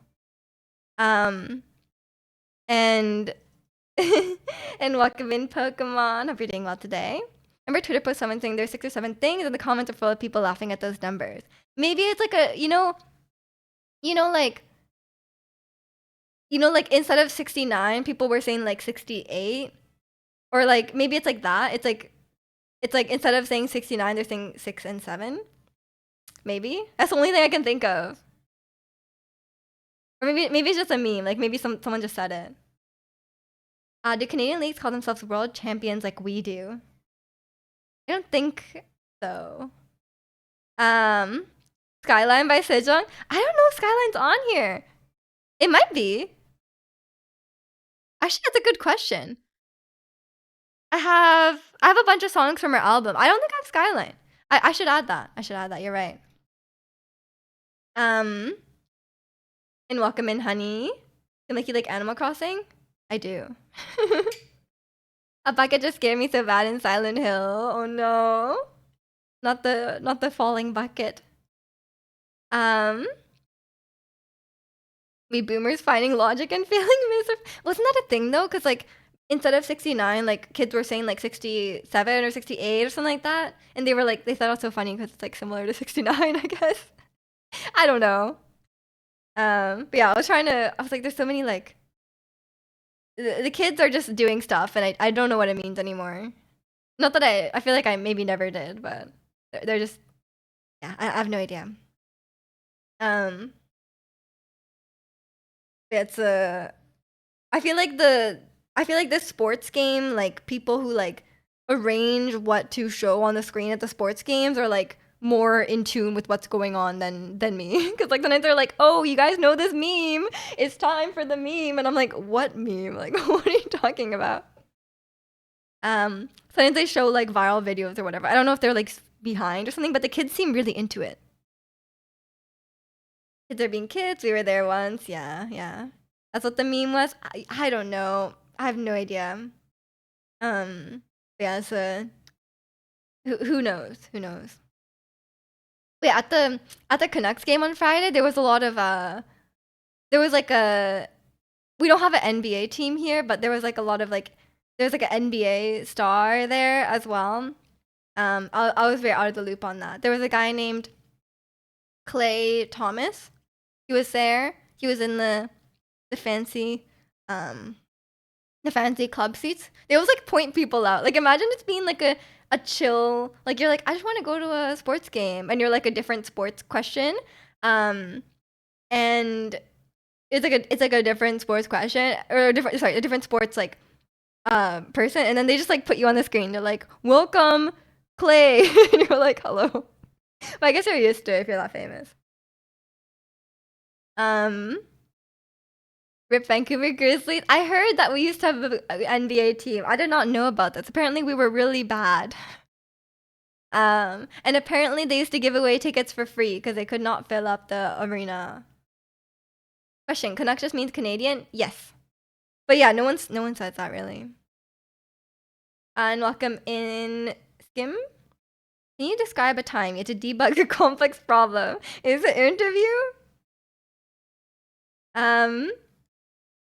My dad still calls y'all Canucks. Yeah, I don't think anyone says that. They moved the franchise to the Vancouver of America? Memphis? What? I see. I think we had a team and then it got sold or something like that. But apparently the NBA kids, the NBA people are very popular here. People like NBA. So maybe we might have a team one day, but I don't know anything about NBA.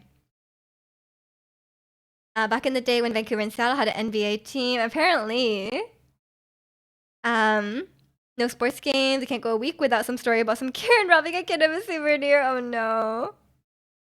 Yeah, that's a possible as well. Aren't they the Memphis Grizzlies? I have no idea. I don't know anything. I did not know who that guy was.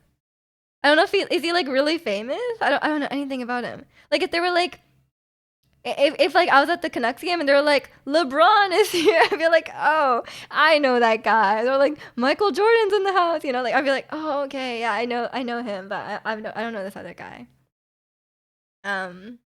Yeah, I was confused. Um, and welcome in, Nani. You got Yankees or Blue Jays tonight? What does that mean? Like, are they're playing tonight? I've never watched baseball. Those are the guys from Space Jam. I've never seen Space Jam either. um, Vancouver had Bear Down legend Mike Bibby on their team. Great. The story from this week took a player's game worn headband. She was even rooting for that team. Yeah, why are they taking the stuff from the kids? Come on, let the kids have them. Because at the Canucks games, like at the end of the game, sometimes they like throw their sticks over the glass, and they usually give it to some kid. Michael Jordan is the first one, and LeBron James is in the sequel. I see, I see. I don't think I would. I don't think I know what they look like. You know, I don't think I don't think I actually. If you gave me a lineup and you were like, which one is Michael Jordan? I don't think I would know. Michael B. Jordan, I would know. Think of the children. I know. Someone has to think of them. Clay is famous from playing on the Golden State Warriors and winning all the championships with Steph Curry. Okay, I've heard of Steph Curry as well. Gonna whip up some lunch and head out for the day. Okay, take care. Enjoy your lunch and enjoy the rest of your day. Thanks for hanging out. And welcome in, Star. Hope you're doing well today. Yeah, and also Thomas Muller was at the Canucks game as well, which is cool. Because I guess he wants to check out what the hockey games are like now that he's in Vancouver. And because like we were watching the game, and then suddenly they started playing the goal music. The goal music for the Whitecaps is like "Freed from Desire," and they started playing it. And I was like, oh, that sounds very familiar. Oh, that's nice of them to play that. And then they showed this guy in the crowd. I was like, it looks really familiar. And they're like Thomas Muller is here.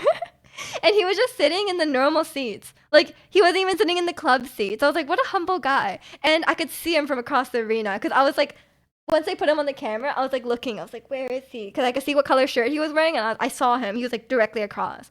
And then as he got up for the intermission, he could not get out. Like, I was like, he was sitting in the normal seats. And like, so many people were like stopping him. They're like, Thomas Muller, take a picture.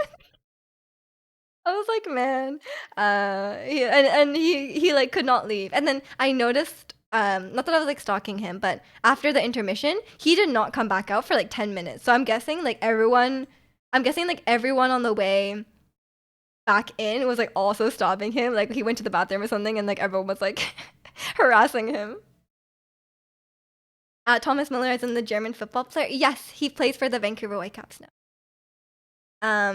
Since we're talking about Canadian sports teams, pretty sure the Edmonton Oilers originally come from Tennessee. Oh, interesting. Yeah, like I think those kind of teams they can get like sold and like moved, right? Which is kind of crazy, you know? Imagine like being a fan of your sports team and suddenly it's like, "Oh, they're moving to somewhere random now," you know? It's like, oh, "Okay." Thomas Muller basically enjoys his retirement by hanging around Vancouver and also carrying the Whitecaps. He did play for the entire final of the Canadian champion. Okay, but the weird thing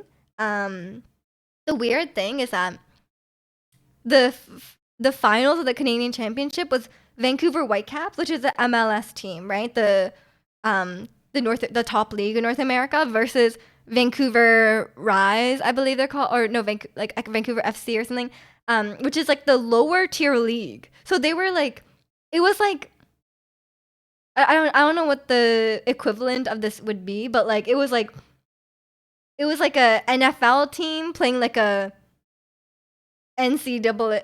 Is that correct? Is NCAA basketball? You know what I mean? It's like the NFL playing like a one league lower, if that makes sense. I was like, that's kind of a weird final, right? Like I feel like obviously the Whitecaps will win. You know, it's weird.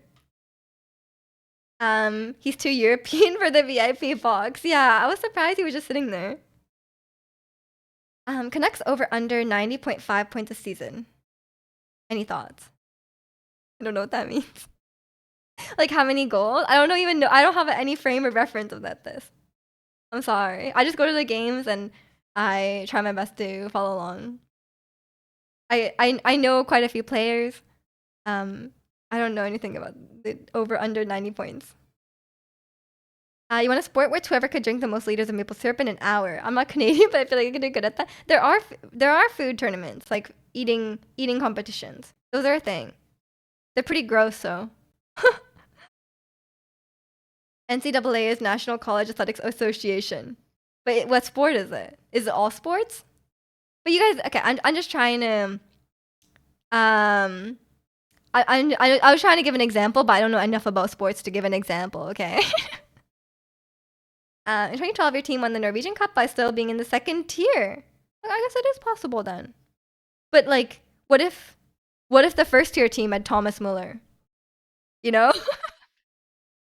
um, like also our captain Ryan Gold came back as well, and he scored right away after coming back, which is kind of cool.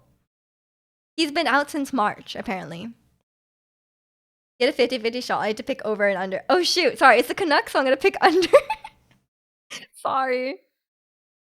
Um, the Canucks are very well known for letting everyone down. It's like it's the most Canucks thing to be winning like 4-1 in like the third period and then somehow lose the game still. You know, like that's the most Canucks behavior. It's association for all college sports. Okay, yeah, that's I guess maybe not college. That's probably not a good example because the other Vancouver team, they are like adults. They're not like a kids team.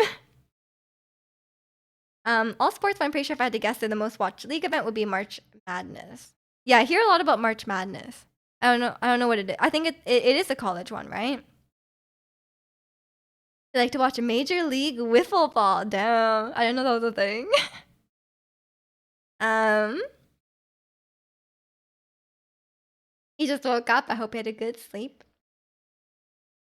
If I live in Canada, I'll name my son Ryan so he can be successful. That's true. Ryan Gold. Ryan. I don't even know if Ryan Gold is Canadian. I don't know. Ryan Reynolds. Ryan Gosling. I think it's somewhat Canadian. I don't know. Northern Lion. There you go. Northern Lion's name is also Ryan. Famous. Second top famous Vancouver streamer after me. College basketball and football players making millions these days. So crazy. I know. I think the amount of money in sports is ridiculous, right? That's so much money. Like people are talking about like, oh, like this person's getting 8 million a year versus this person getting 20 million per year. And it's like, I feel like surely after a certain point, like I would have to assume that like after anything like after reaching a point of like 2 million to $5 million a year, anything after that is like meaningless, no? Like what's the point?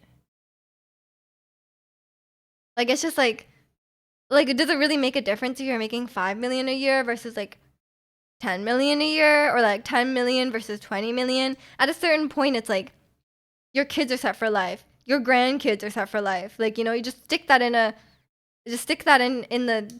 like a portfolio and you're like you're set. Like you don't need anything. It would be hard to you can't even spend all that, you know?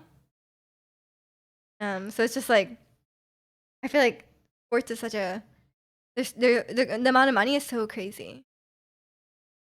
And I have to assume that like like a lot of soccer players they like go to like once they're like a certain age, especially if they're like really famous, they'll go somewhere just to like retire. And they're just like they just take the bag, right? But I feel like Thomas Muller, like surely he was like, oh, like I want to live here, right? Like I want to live in Vancouver, right? And I was like, I feel like I would, not to say that, not to be biased, but like if I were really rich and like every team would pay me like a lot of money to move anywhere, I feel like I would just pick a place I want to live in, right? Erling Haaland, the footballer, makes 27 million pounds a year. That's ridiculous. Don't like I feel like NFL players make a lot of money as well. You haven't seen me and my friends at a convenience store at 11 p.m. if you don't think I can spend that much. Damn. Okay, I stand corrected. Um, Thomas Muller could have probably earned like 3 to 4 times as much playing in the Saudi leagues, but he doesn't strike me as a cynical money grabber type. Yeah, because like I was thinking that too, because I know like Ronaldo and stuff are they play for like Saudi Arabia, but like don't they have families? Like, wouldn't you not like even if it's like 3 to 4 times as much, you still have more than enough money to live and more than enough money for your children to live off for the rest of their lives, right? Like surely like at that point, wouldn't you just rather not live in Saudi Arabia, you know, like especially with your children, right? I'm sure they live like kings and they just have like a like their own like you know, they have everything they ever need, but like I don't know. Um Saudi Arabian clubs will pay soccer players like 500 million for a few years. Yeah, yeah. But like you don't need that much money. Maybe I'm wrong. I mean, I don't understand how rich people think, but like you at a certain amount, at a certain amount, I feel like it's meaningless. When they retire sooner, surely they can just live off of whatever they already have. Is it just passion? I think they still want to play. Yeah, I think they enjoy playing. Right? They must. Otherwise, they would just retire. Right? Because like it's not like they need more money. Because like say like Messi is playing for Florida now or Miami now, and like surely he doesn't need more money, right? Like he didn't. Maybe he wants more money. I don't know, but like surely he has more than enough money. And I'm assuming he likes to play. Saudi Arabia is a cheaper country compared to Canada. As far as I'm aware, it's considered a really expensive country. Yeah, but if you're that rich, it doesn't matter. You're rich enough to live anywhere you want, and at that point, it's like a quality of life. And like, what country do you really want to live in? You know, um, a lot of top athletes go bankrupt because they never learn how to manage their money and often make bad investments and stuff. Well, that's a them problem. Maybe that's why a lot of them have to go to Saudi Arabia then. I'm fine giving up a few years of my life for 500 million. But what if you already have 500 million, right? Like say you already have that much. I feel like I wouldn't take that, you know? Like what's the point? Huge number of professional athletes go bro. Yeah, I see. In relation to how much time most of them actually play professionally, especially in the NBA. Yeah, I can see that too. Like you just like, but even like recklessly spending, it would be hard to spend that much, right? But yeah, that is a good point as well, because like that's something that is a big factor as well, right? Like they earn a lot of money, but their earning years are very short, right? And at any point, you could just become injured. Any like one bad injury could just mean you don't have a career anymore, right? So like that is a good point as well. But if you're earning, if you're earning like in the tens of millions, then even after 1 year, you surely would be fine as long as you handle it well, which I guess not everyone does. If you had 500 million and then could earn 1 billion, why not become a billionaire? But if the billionaire means if I already had $500 million and they were offering me another $500 million, but I had a family and they're like, oh, you have to live in Saudi Arabia for 5 years. I don't want to. Like I just don't want to. That wouldn't be a good place to raise a family. And it's like not a it's not a the most it's like very like it's a moral issue as well. Like I don't need the money. It's understandable if you need the money, but you don't. If already rich enough from playing, I wouldn't want to go to Saudi Arabia to whitewash their. Wait, sorry, I went away. Um, sorry, my scroll wheel's really messed up. To whitewash a terrible dictatorship. Exactly, exactly.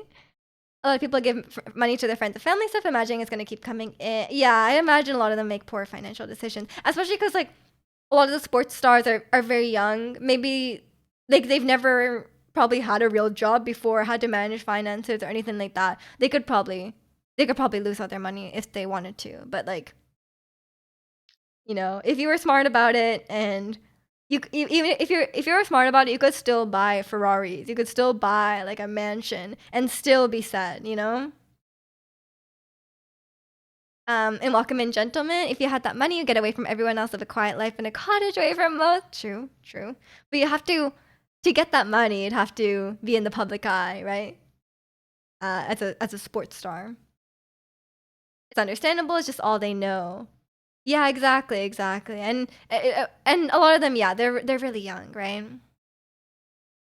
I would Middle Eastern foods, but you're not wrong. You're not wrong. You could the food would be very good. But surely, if you're rich enough, you could like fly in the best chefs, you know, from the Middle East to cook for you at home. The athletes that lose all their money are mostly the ones who earn the lower seven figures for a few years. Tax takes away half of that, and then just a few bad choices can eat the rest. That's true. That's true. Because if you're thinking like someone like that guy making 27 million pounds a year, that's like what, like 40, $50 million. It would be hard to spend that much unless you're buying a yacht every year.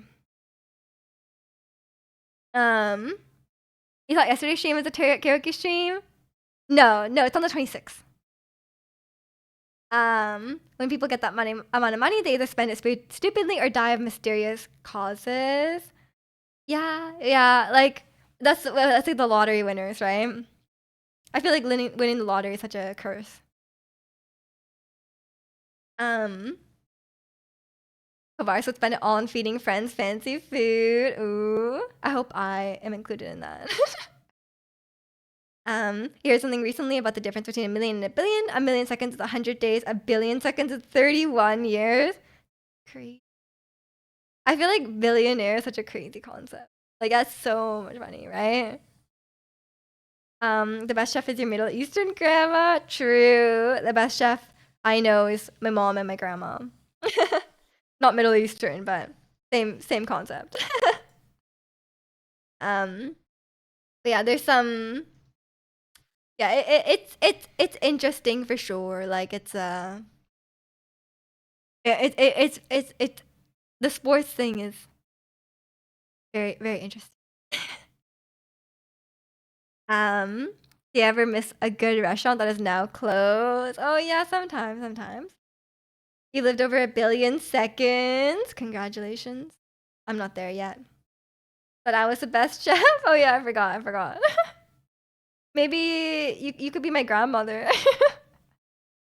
um, yeah, it's I don't know. If okay, if you guys had that much money, what would you do with it?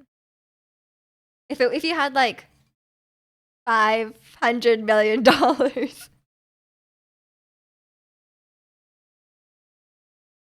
I thought there is a restaurant where only grandmas cook. Yeah, that would be a great restaurant. Can you adopt a grandchildren in Canada? Why not? Why not?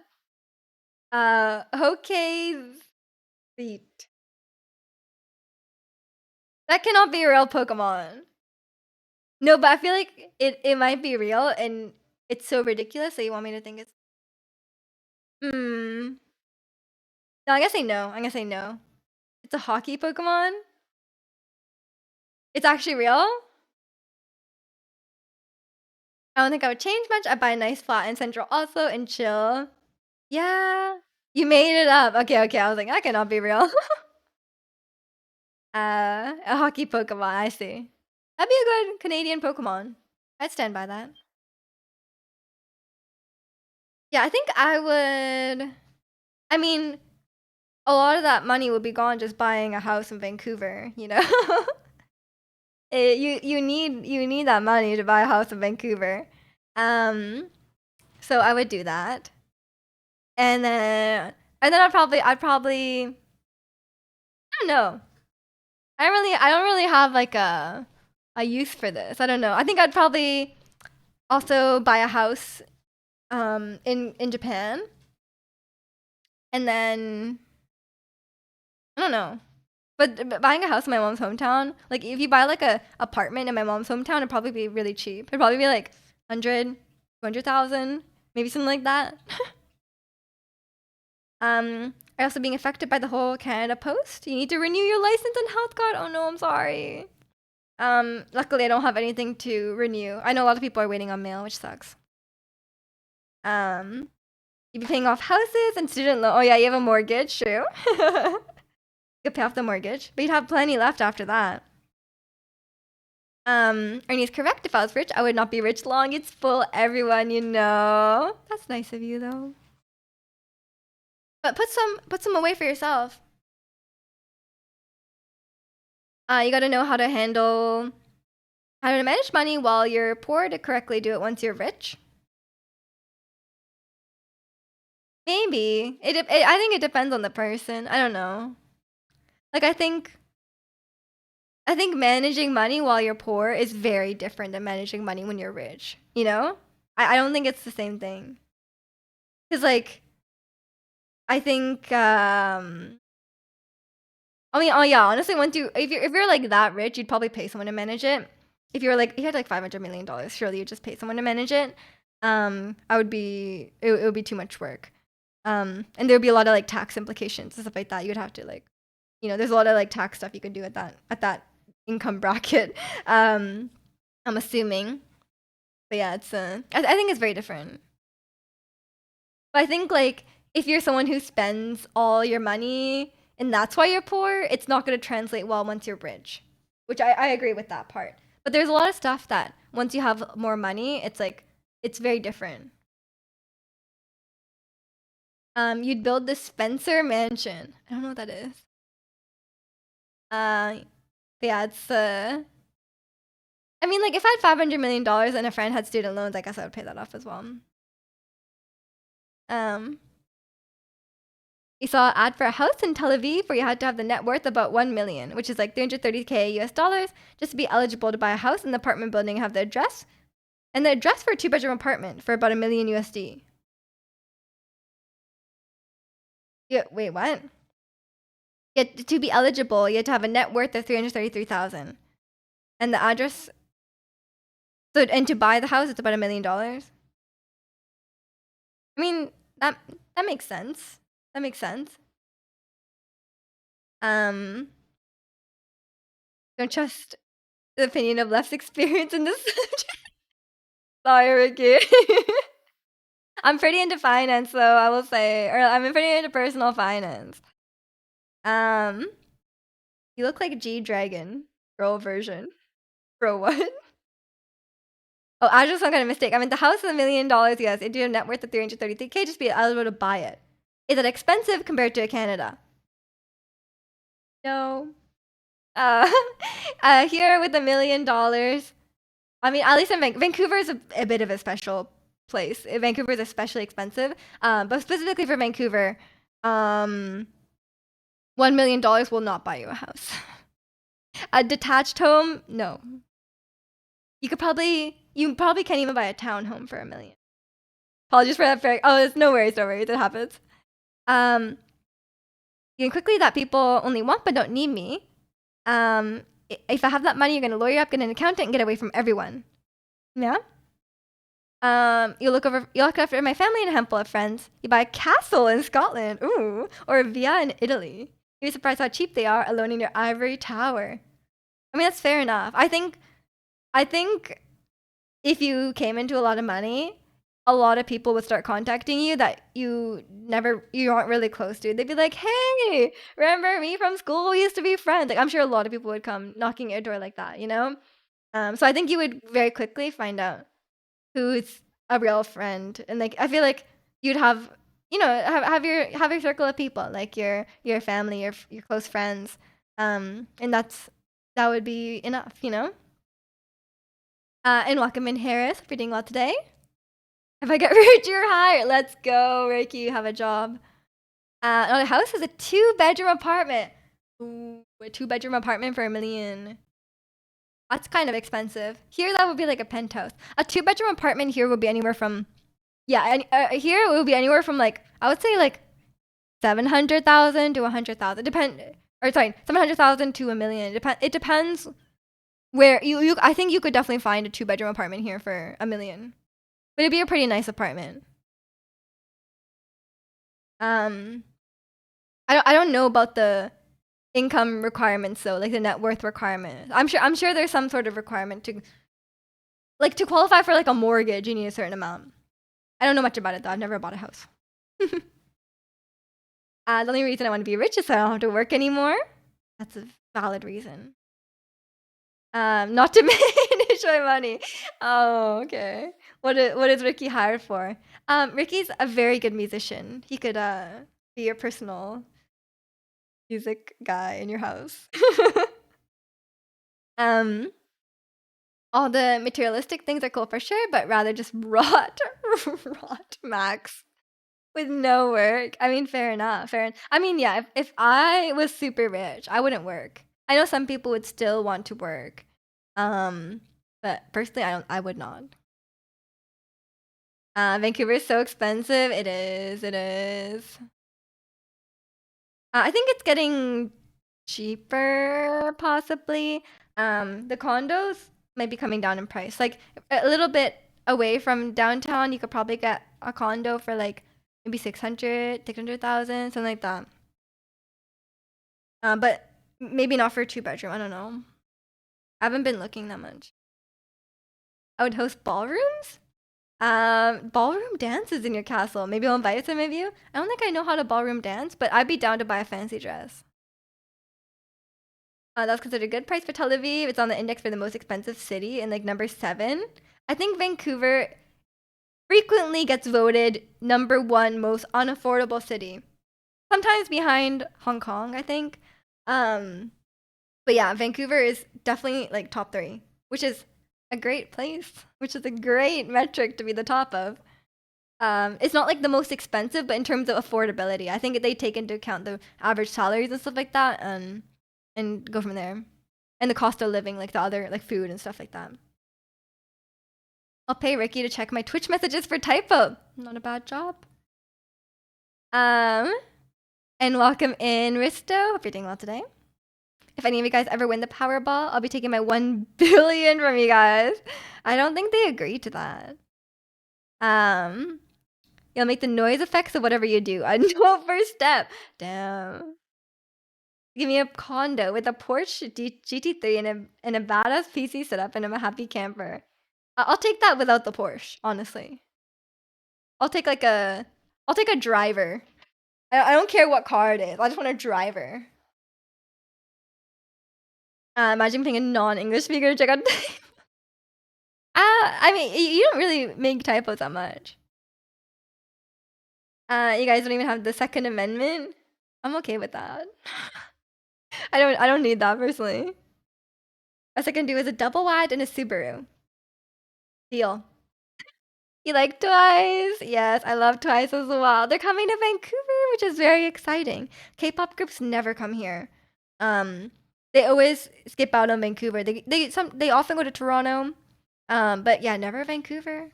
So that is very exciting. They're coming here. I'm excited to go to their concert because I've actually never been to a K-pop concert. And I think Twice puts on a really good show. Your Subaru Enjoyer. Ooh, I heard Subarus are not that good quality these days though, no?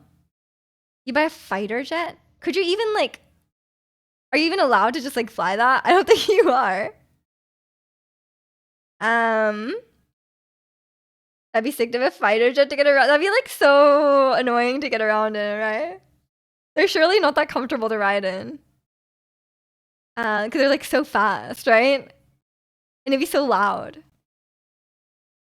Because like sometimes once in a while, like we have like an air show or something, and like there'll be fighter jets have flown over my apartment, and it's so loud to the point I'm like, what the hell was that? You know? Who's your bias? Honestly, it was Diane, but these days it actually might be Gio. I do really love Gio. Because I like strong vocals, and Gio does have that. She's a great dancer as well, and she's so buff these days. I don't know. I do really like Gio, and I like her solo music as well. Just curious, do you know French? Miguet? No, I do not know French. Gotta buy a runway. True, true. If you get a Harrier, you could do a vertical takeoff and landing. That would be easier, yeah, instead of having a runway. There's a will, there's a way. I feel like it'd be more convenient to have like a helicopter, you know, because it would be like short distances, you know, and like what you're gonna use a fighter jet to go from like to go on like your long distance travel. Like, wouldn't it be more comfy to have like a private plane? You know, I feel like that would be more ideal. You know, I think I would go for. I don't even know if I would have a private plane though. Like, I think I'd be perfectly happy in first class. You know, like I don't think I would need a just a private plane. That seems like really excessive. And aren't they really bad for the environment as well? Unless I had a lot of people to fly. If I had a lot of people to fly, maybe I would get like I would rent a private plane just to take that trip. But like for normal travel, I think I would just if I was really rich, I'd just fly in first class. Um, sure, but then you don't have missiles. That's very important. That's true. Sometimes style just isn't about comfort. Pain is beauty. Sometimes pain is beauty, you're right. Comfort over beauty every time. These days, I'm leaning more towards comfort, but some things are definitely pain is beauty. You know, I get it. I get it. Like getting my eyebrows done, very painful, very painful. Getting braces, very painful. Um, you know, stuff like that. I'd rather be cozy than in pain for beauty. But you look beautiful no matter what, so it doesn't matter. um, yeah, I think you could be comfortable and look good, you know? But some things are definitely pain is beauty. Like say you want to like wax your legs, which I guess is not necessarily associated with beauty, but a lot of like beauty procedures and beauty like stuff is very pain. But more than pain, it's money. You know what they say? I'm still a very strong believer in that like um you know people say like you're not ugly, you're just poor. Like I think that's true. Like I think you can buy beauty. Absolutely. Like I think there's so much that goes into looking good that's actually just money. Money and time. Um we'll see how I feel post tattoo. Wait, what tattoo are you getting again? Have you told me or no? I feel like most and first Jonghyun and then Momo. I heard Jonghyun's solo stage is the best one. 'Cause I was reading about their solo stages that they do with their concerts, and apparently Jonghyun is doing like a country one, and apparently it's a lot of fun. Like apparently her solo stages are like really entertaining. Like she does like really like silly, wacky stuff, and it's like a great time. So I think that's I'm very interesting to see. Then Gio, then Diet. Ooh, same. And then Sana Armina. You're right, you're ranking all of them, huh? But Chewy is always the most special. I think you know, you're trying to weasel your way out of choosing. Come on. You just listed all of them. Yeah, so I'm very excited for the Twice concert because they're doing they do like a 360 stage, which is quite interesting. I think that works quite well with like a group because like some of them can be facing one way and some of them could be facing the other way. Because with the solo artists, and sometimes you'll be looking at their back like most of the concert. No, it's a interesting. But then you have to like yeah. Sometimes the members will be facing away from you. I don't think I've told you. I can send you the screenshot from Insta. I don't think I could put in the Discord because of the location or the nature of the tattoo. K-pop is doing some country sounds this year for some reason. Really interesting. Jonghyun has a great vibe. Yeah, I think she's always been quite like she's always had a really good like entertainment factor to her. You know, like she's very charismatic and she's very funny. But I don't think she shows as much on like variety shows and stuff. You're in hibernation with the K-pop talk. What? You're not? I think Twice might be coming. I actually I don't think they're coming to Norway, but you could see them. You could see them. I don't know where they're going, but they're going to quite a few places in Europe. Um, the nature of the tattoo. Okay, okay. Um, yeah, I'm very excited. I'm very excited to see Twice because I feel like out of all the K-pop groups I like, I think Twice would probably put on the best show.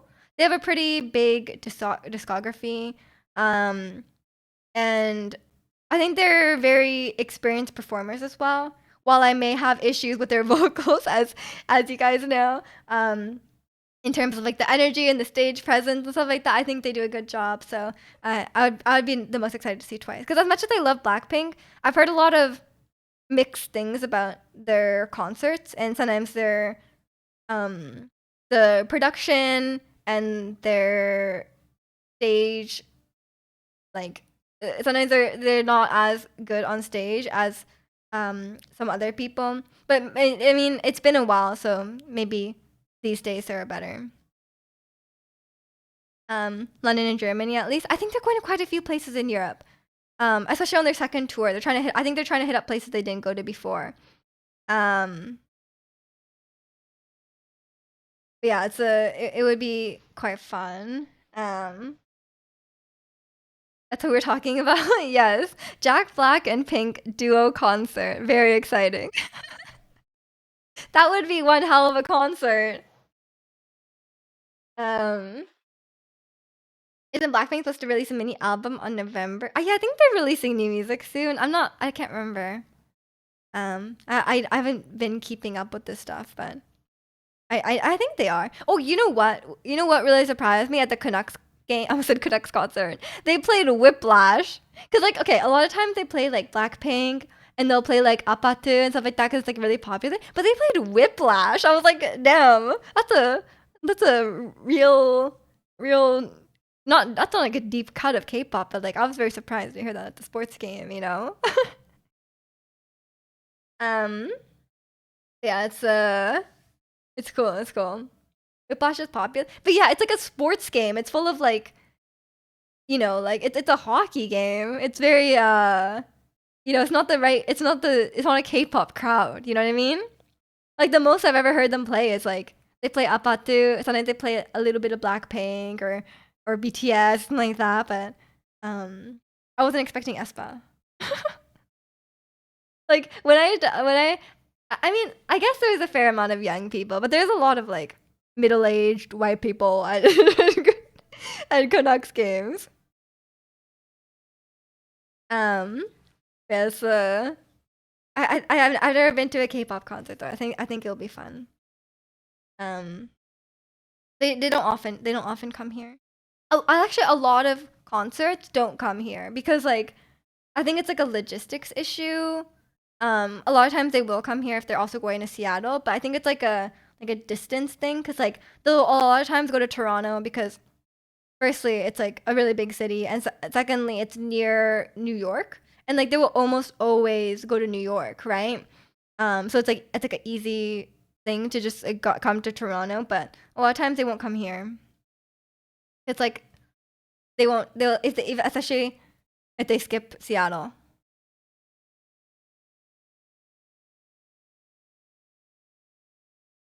Um, do you know TVXXQ? I don't know. It's gonna be a lot of tattoo time and painful. Okay, I'll take a look at it after. Here in Europe, world tour is basically just Paris and London. I know. It's like they're like, oh, world tour, and it's always like LA, New York, and then maybe like one other American city. It's like yeah, and then it's Paris and London, if even Paris. And then what with K-pop, it's like they go to Atlanta, they go to Tokyo, and um some other they go to some other places in Asia, like like Thailand or yeah, obviously South Korea, but like that's kind of a given. Yeah, it's never actually world tour. The one thing I was very annoyed by Ariana Grande's tour because like she was like, "Oh, I'm going on tour," and the only date in all of Europe was London, and I was like, "That's crazy!" Like, I guess she didn't want to tour very much, but like just London for all of Europe, and not only that, an arena and not a stadium. Like, I was like, "That's crazy. You're Ariana Grande, come on." Um, they usually go to Frankfurt or Berlin. Sometimes. It depends on how many places they go, right? Like, if they go to Europe, sometimes it's just, like, a couple places, right? I think it just depends on the group. Or depends on the artist. And welcome in, Floor. Thanks for the cookie. I appreciate it. I think Twice is going to quite a few places this time around, though, which is cool. The big cookie, but yeah, I was very surprised at the at the tour, like how they planned that tour. I was like, that makes no sense. That makes no sense. It was impossible to get tickets. I just gave up. I was like, it's fine. I've already seen her. Cookie for chat. Wow. I'm sure they'll appreciate it. It looks like the gift though, since it's like reversed, it looks like it's taking the cookie away. We're stealing cookies from chat. You took it away. No. Um, you watched The Matrix yesterday, and the Oracle bacon cookies makes you want one. Bake some cookies. You can do it. Not no. We got. I was given a cookie and then taken away. uh, yes. What are we talking about? You've never tried baking, like not even once, not even when you were a kid. Many places: Lisbon, Barcelona, Paris, Berlin, Cologne, Amsterdam, and London. Go twice. They're actually covering the Europe properly, and they're covering North America properly. They're doing a good job. Um, sometimes I think there must be a lot of logistics that go into planning a tour that I'm just like not aware of. But like sometimes they make very very strange decisions. I'm like, why this? Especially Ariana Grande. Like I'm still salty about Ariana Grande.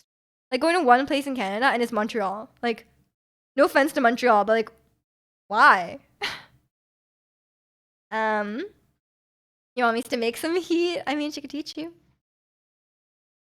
Baby Monster is coming back. Oh, yeah, I know. Ratsu went to Baby Monster.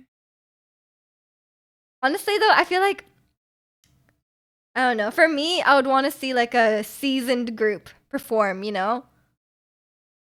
Like I would want to like these days.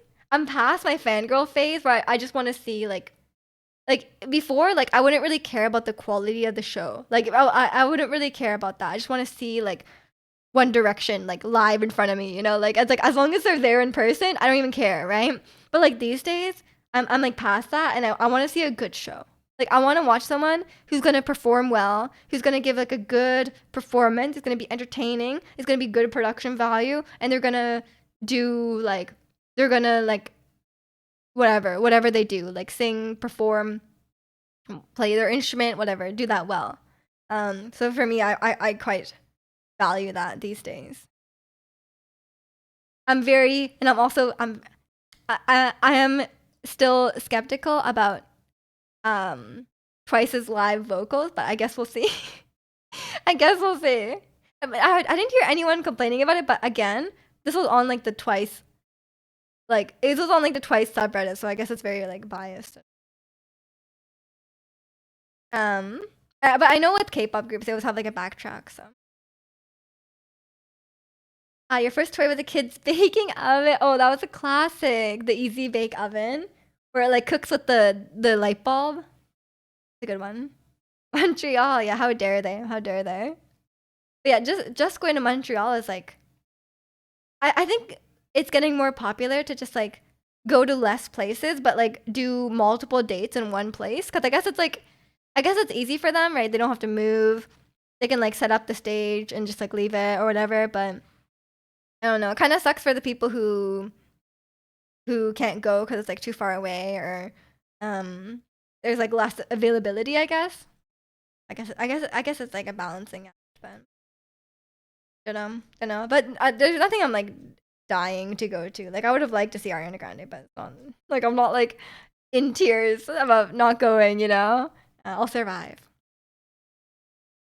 Ernie's siblings just drove like 4 states away to see Chaperone. A bit far. That's a little bit far. I'm sure it was a great show though. She's a great performer as well.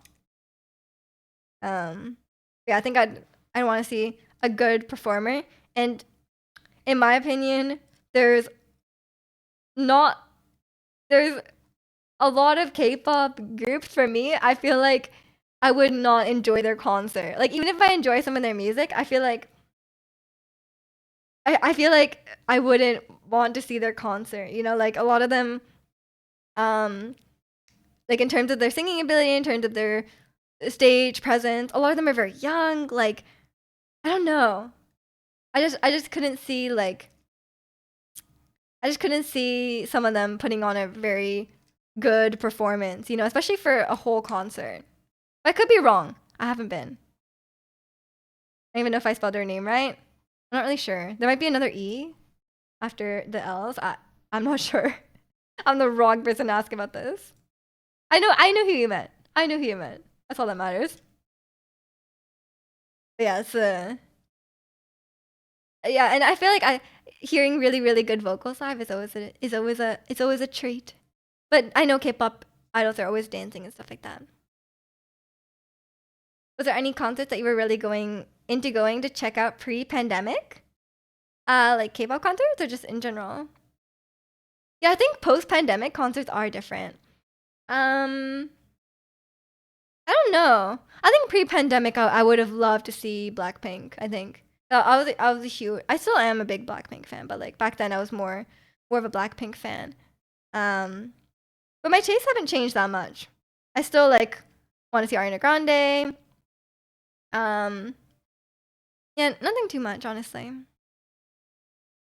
I'll just see. I just see who comes because like I said, not a lot of artists do skip Vancouver. Um, I know like Ashniko will be here as well, which is cool. I'm not sure if I'll go though. And welcome in Young. Hope you're doing well today. You gone to so few shows in 2020. Yeah, I think post pandemic, one, concerts are a lot more expensive, and two, I don't know. It's just yeah. I think it's just the price.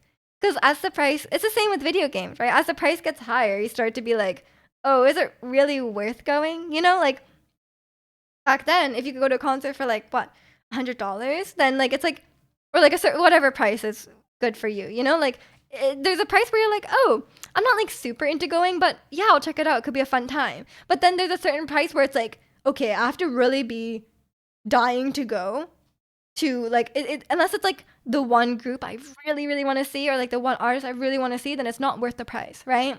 And I feel the same way. I wouldn't go to a random concert, right? Like these days, I wouldn't go to a concert of someone that I'm a group that I'm like kind of into, but like I'm not that I'm not that passionate about, right? I just wouldn't go. It's too expensive for that. A question I want to ask about K-pop, but I'm afraid. Why the Kappa? Ask away, man. Is it gonna start a war? Is that why you're afraid? You can ask. You can ask. I mean, we're full of K-pop hot takes here. I don't think we're. I mean, I'm not opposed to criticizing K-pop. It might. Ask. Ask it. You can't just leave us hanging like that. You gotta ask. Um. Yeah, I think it's just like. I mean, yeah, it's the same with video games, right? It's like if a video game is like $50, like like $50 or less, um, then then you're like, oh, I'm willing to try it out. You're like, oh, like I'm not sure if I'll like it, but I'll try it. But if a game is like $100, you're not gonna just buy it to try it. You're not gonna buy it unless you're completely certain that you're gonna enjoy it, right? And even then, you might not buy it. Um, I think it just kind of sucks in that regard, right? You can't just like try new things. You can't just you know you have to. I'm very very picky about what games I will try out, especially at that price point. Is it genre decline? I don't hear about it as much. Like, has it fallen off? I don't know. I think it was just like in terms of in terms of, like, really, really big groups, I think, like, like BTS and Blackpink and stuff like that, they're not doing as many, like, group activities. So there's not, like, that huge hype around them, but there's a lot of, like, really large K-pop groups that are still doing, like, quite mainstream things, like, there's always K-pop groups at Coachella, stuff like that. But I think it's just reached a point where it's, like, well known, right? It's like even to, like, non-K-pop fans, like, the locals, as they say, it's like it reached a certain amount of where it's like, oh, it's fairly well known. Certain K-pop groups can, um, a lot of them do quite well in America, stuff like that, or in the West. From an outside perspective, it feels like it's at a similar level of when I first heard about it. I think it's just there, right? Like it's like K-pop songs will do well. Um, Not like every group, right? But there's a big market for it. You just like Twice and having a big tour now. We love Twice here. We love the feels. Um, I say it even has more hype than before, but it's probably just me being here and re-meeting Kimmy. What do you mean re-meeting Kimmy? Like in person? Twice was in Chicago, Lollapalooza, and their show was on YouTube. I guess it's really popular there. I mean, yeah, I think K-pop is still quite popular. Like, yeah, Coachella at the big music festivals. There's always K-pop. What's the first K-pop group that really got you into K-pop music? Blackpink, absolutely. What's the major K-pop lore? I think I just listened to Did It Do and I was like, oh, this is pretty good. I'm a big fan of girl groups, like girl bands. I was a big Little Mix fan back in the day. So now it's like, oh, groups that can sing and dance or whatever. I feel like BTS was everywhere a few years ago. Yeah, I feel like BTS was bigger than K-pop itself, right? So like I think that's why people think it's not as popular because BTS was just so big, right? BTS being on hiatus is probably the main reason, but since now they're back. Oh, they're back as a group? Like they're releasing songs as BTS. I need to tap in more. I mean, you don't need to, but I met her a long time ago and started talking again a few years ago. Did I know this? Because I know you met when you were really. Oh no! Yeah. You had the yeah. I remember now. You had the K drama childhood connection arc. You guys are such a K drama. I didn't know it was a few years ago though. I thought it was a lot longer ago. That's what I thought. I was confused. Because like in my mind, you guys have been together forever. Um, when is a few years ago?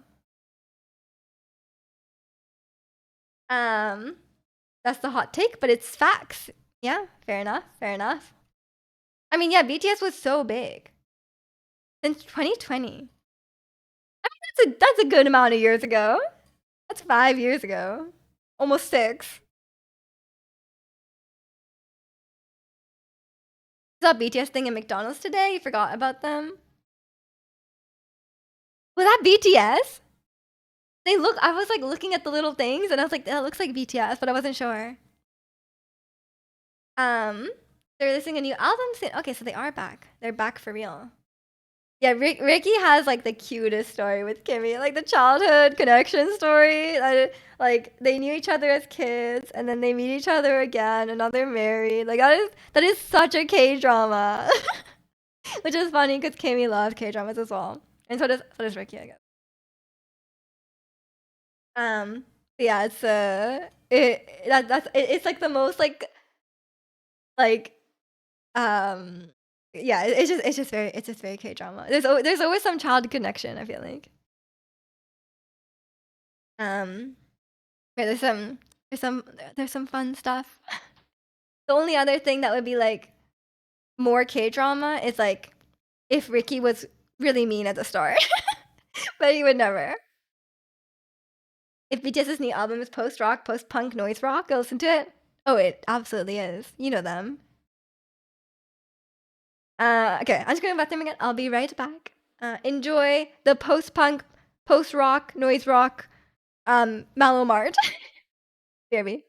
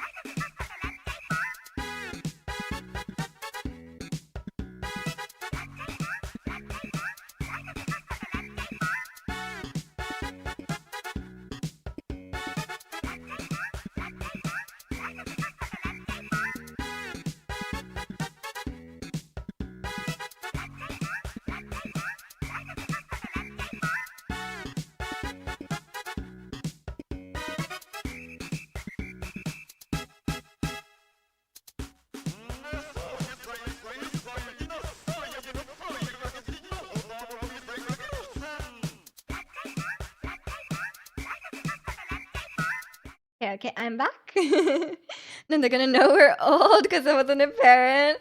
Right, right. No one will know. You guys definitely don't act like a married couple that has been married for a while.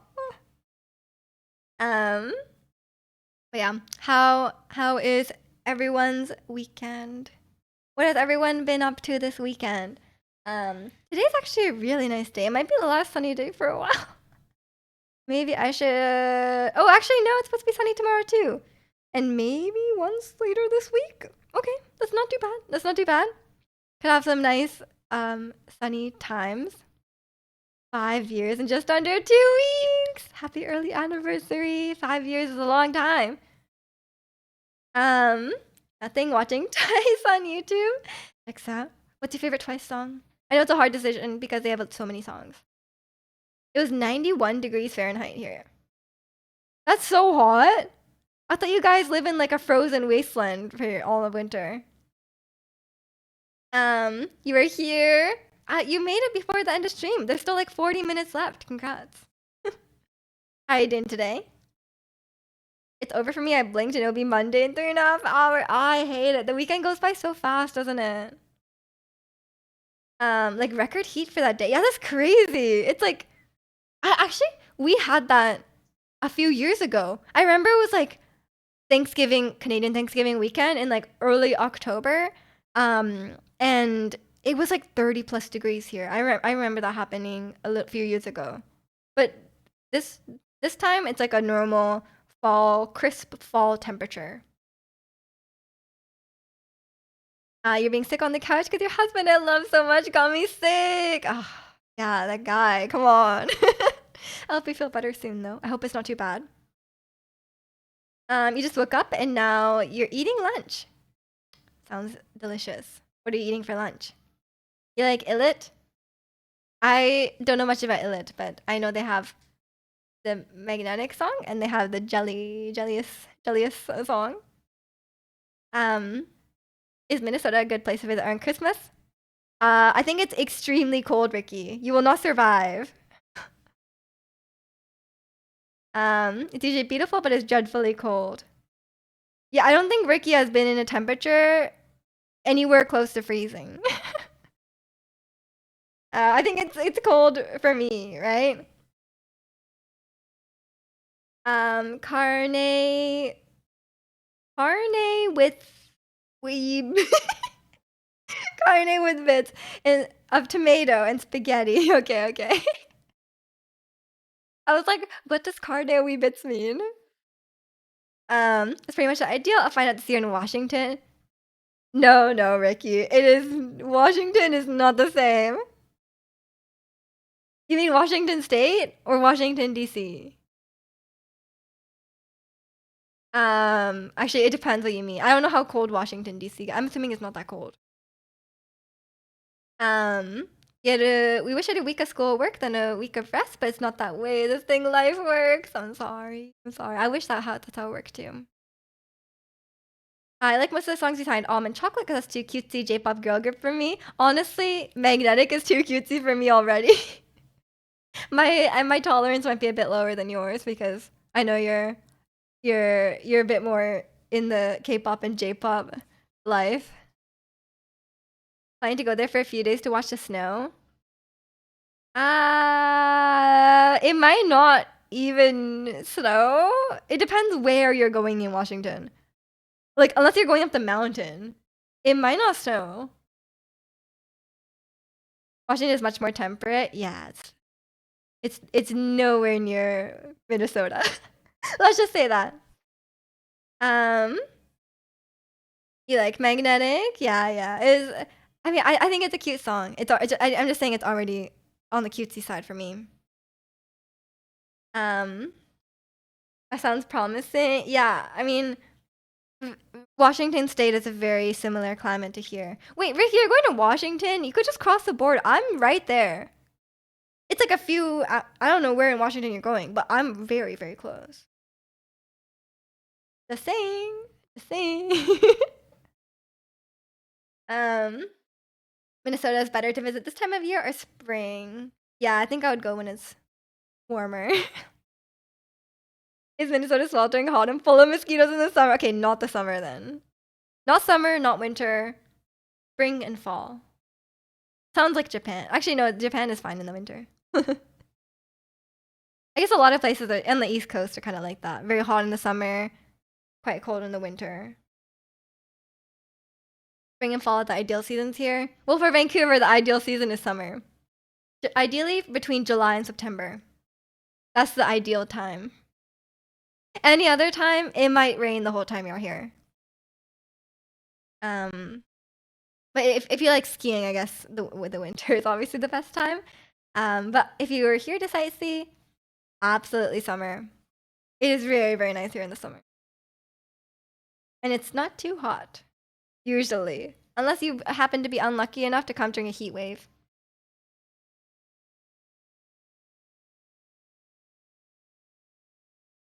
The coldest day in our city last year was January 21st, and it was -20 without taking wind chill. It was probably way colder than that with wind chill, right? That's a little too cold for me. The reason I live here in that one city in Vancouver or in Canada that it's not -20 in the winter. I don't think I'll survive. I already think it's cold like in normal times, you know? Like I like even if it's like -1, I'm like I think it's a little cold, you know? But okay, it's okay. I just won't be going to. Actually, we had one. I think it was last year. I think it did reach minus. I think it did reach -20 with wind chill. With wind chill. It was like -12 or something, and I think it did reach something like -20. But that was like one day, and that was like unheard of. I didn't even go outside because I was like everything I had was like canceled. Like it was like we can't go in. It's too cold. Your heat struggled. Yeah, yeah, makes sense. But yeah, here in Vancouver, I talk about this a lot, but like we get like this much snow. Like it would be like this much snow on the ground, and the city will shut down. Like the bridges will close.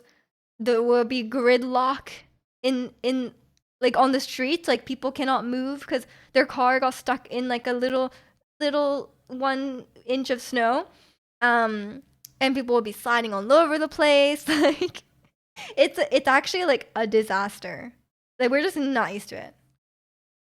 And like everyone's always like, why don't we just like invest in more snow infrastructure? And it's like it's just apparently it's just not worth the effort because like what that's like 1 day a year, and it's like it's not worth investing in proper infrastructure to handle that like one or few days a year.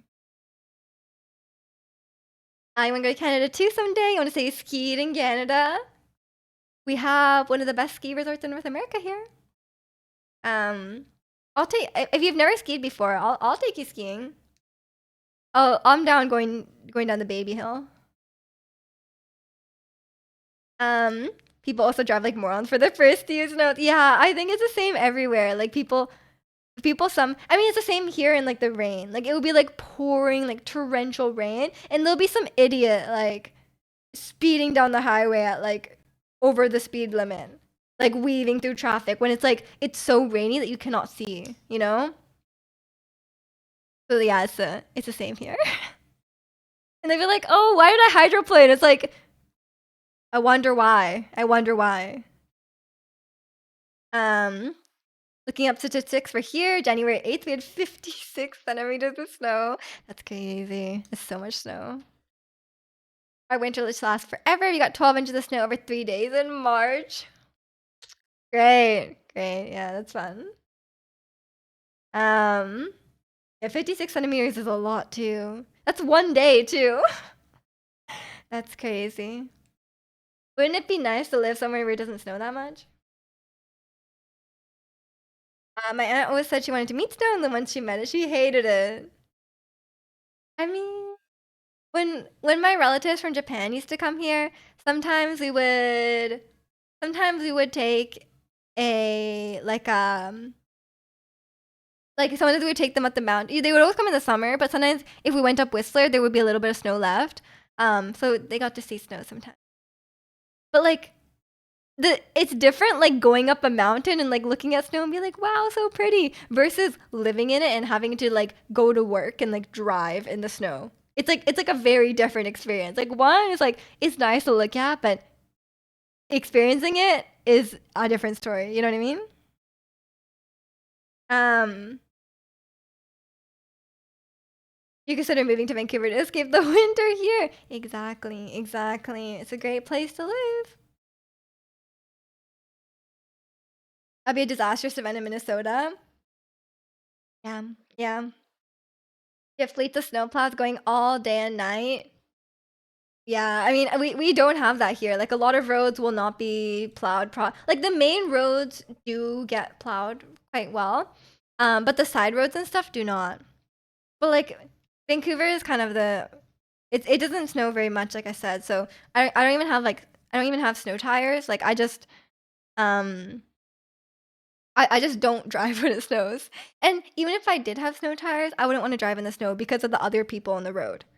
Like there's always every time there's a little bit of snow, there's always some guy in a white Tesla like sliding down the road and like hitting someone or like, you know, like, getting stuck on the side of the road. Or there'll be videos of like the highway and there'll be like a line of cars on the side of the highway that got stuck, you know?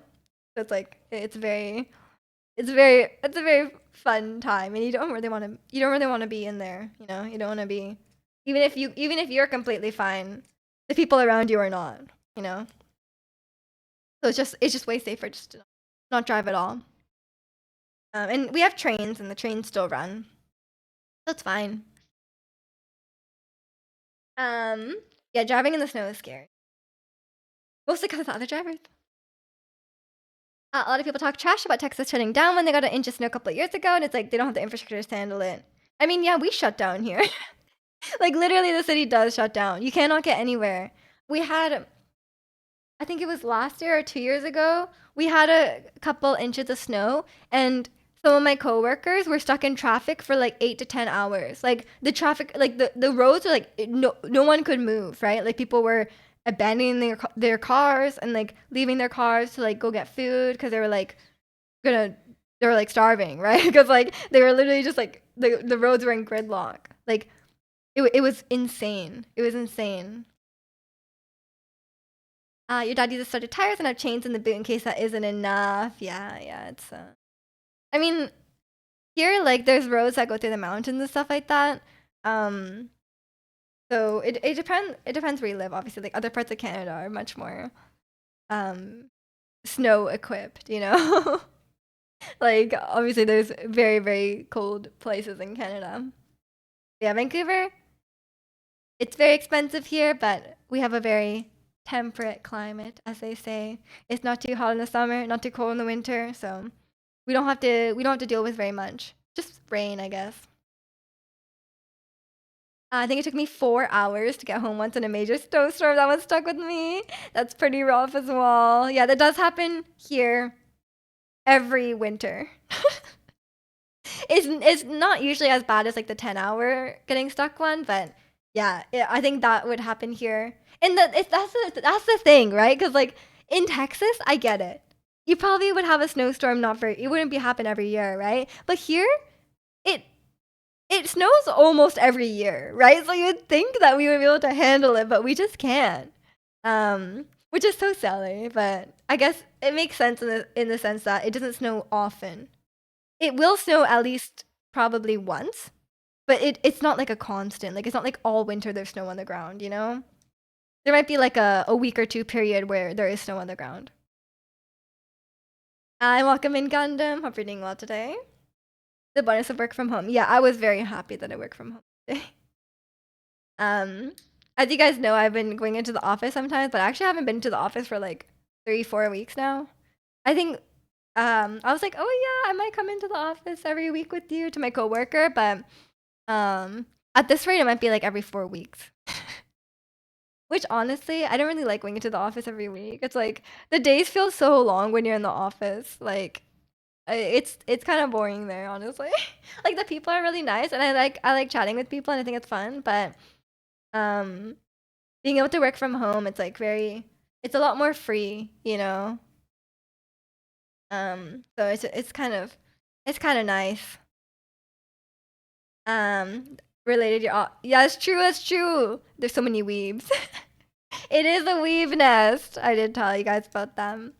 Um, but yeah, the weebs are very nice. Get to walk home from work once because of a snowstorm. It took you 2.5 hours. Doesn't Vancouver sound so much nicer? Um, how many days a week do you need to come into the office? 0. I can just go in whenever I want, if I want to. But yeah, welcome in, Vector. Hope you're doing well today. But yeah, at this rate, I think I might just go like once every 3 or 4 weeks or something. That's or whenever it's convenient. Cause like last week, I went to the Whitecaps game on Wednesday and the Canucks game on Friday, so I kind of didn't want to go to the office as well on Thursday, because of like the late nights and stuff like that. So, um, yeah, I didn't want to. The office is in different states. I never have to go in. I'm kind of the same way because like I have an office here, but pretty much all my coworkers are not here. Like I have one coworker now who just moved here recently.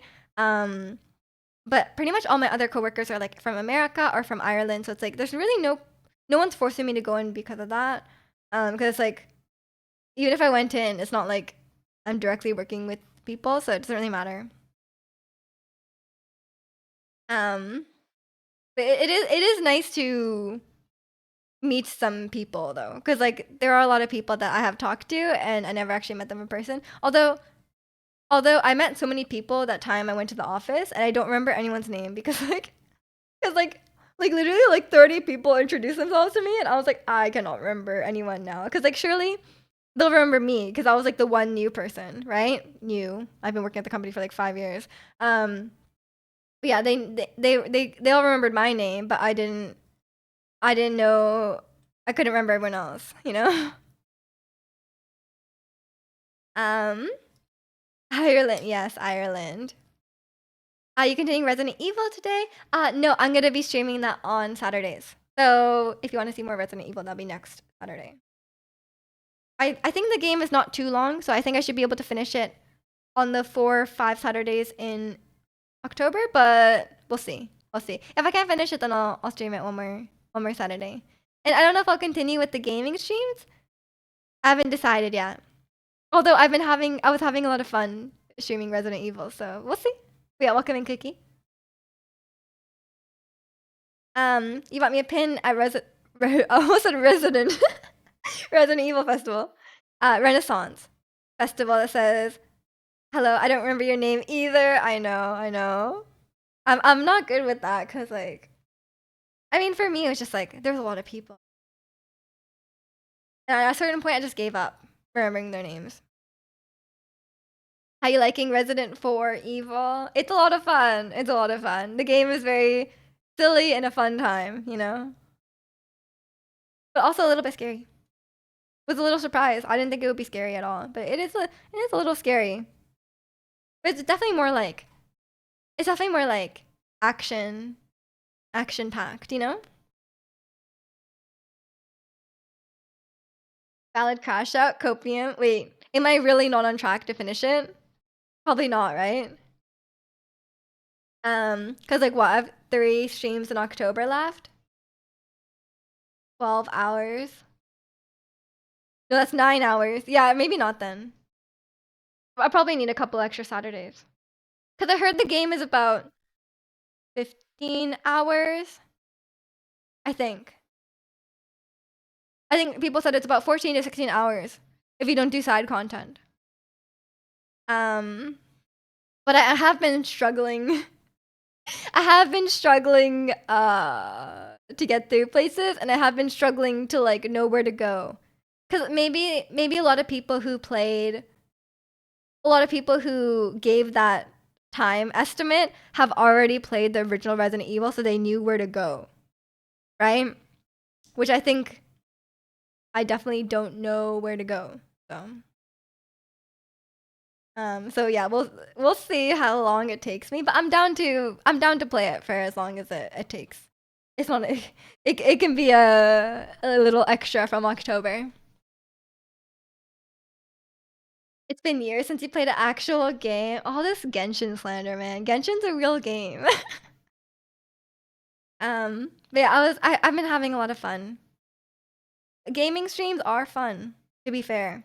Maybe I'll keep at it after I finish Resident Evil. We'll see. You're really good with faces and abysmal with names. I think I'm bad with both.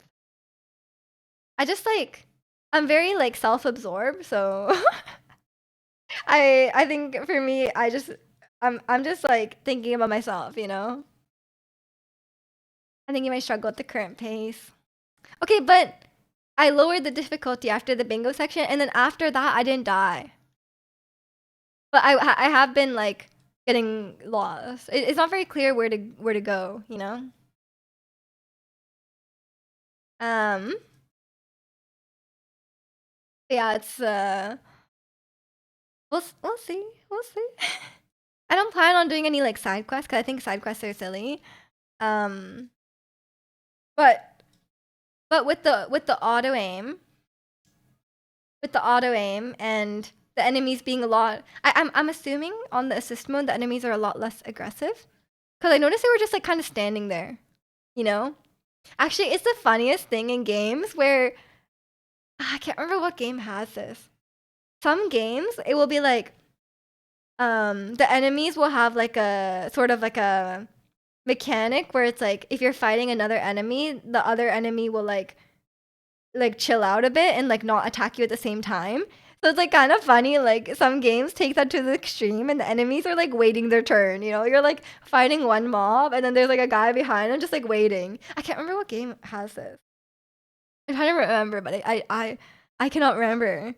But I think some games are like really egregious about it. But I don't mind because like if I'm finding someone, the thing that kept getting me was that in Resident Evil like sometimes the enemies would come up behind you, and I think sometimes enemies would spawn in.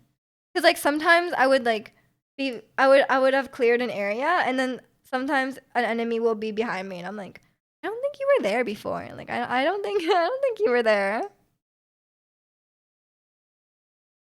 Um, learn estoy atrás for extra layer of low difficulty.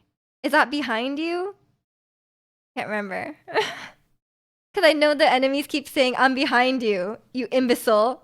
Yeah, okay. I will keep that in mind. I think for me,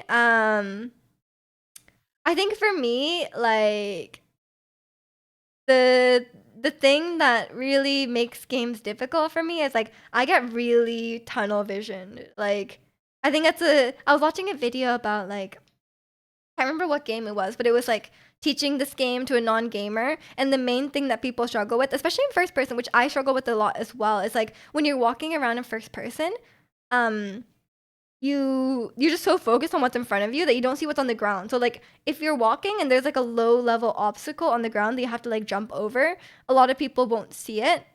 Um, or if there's like something blocking the way, like yeah, a lot of people will be like you have to like look at the ground more while you're walking, but you also have to look up, right? And your frame of view is like very okay, I guess Ernie has the opposite problem. Ernie's always looking at the ground. Because usually in first person games, I'm looking forward and then I don't look at the ground. So there's like stuff on the ground. Like if I play like Minecraft, there's like stuff on the ground, I can't see it. And I'm like, well, I can't move. And then it's like, oh, I have to jump because there's a block in front of me. It's like that, right? The early Assassin's Creed did that all the time. You'd have like 12 dudes sitting around you and they'd fight you one at a time, like an action movie. Oh, yeah. It's like especially egregious in movies, I feel like. Like, in movies where like there's like a fight where it's like one on like multiple people. And then like, you're like, okay, they would easily beat the hero if they just like attacked all at the same time, but they like don't, right? It's like so stupid. It's like if you just attacked one from the front, one from the back, like they would die. Kimmy was like, why is she looking at the ground the whole time? It wasn't on purpose. I was having trouble controlling the camera.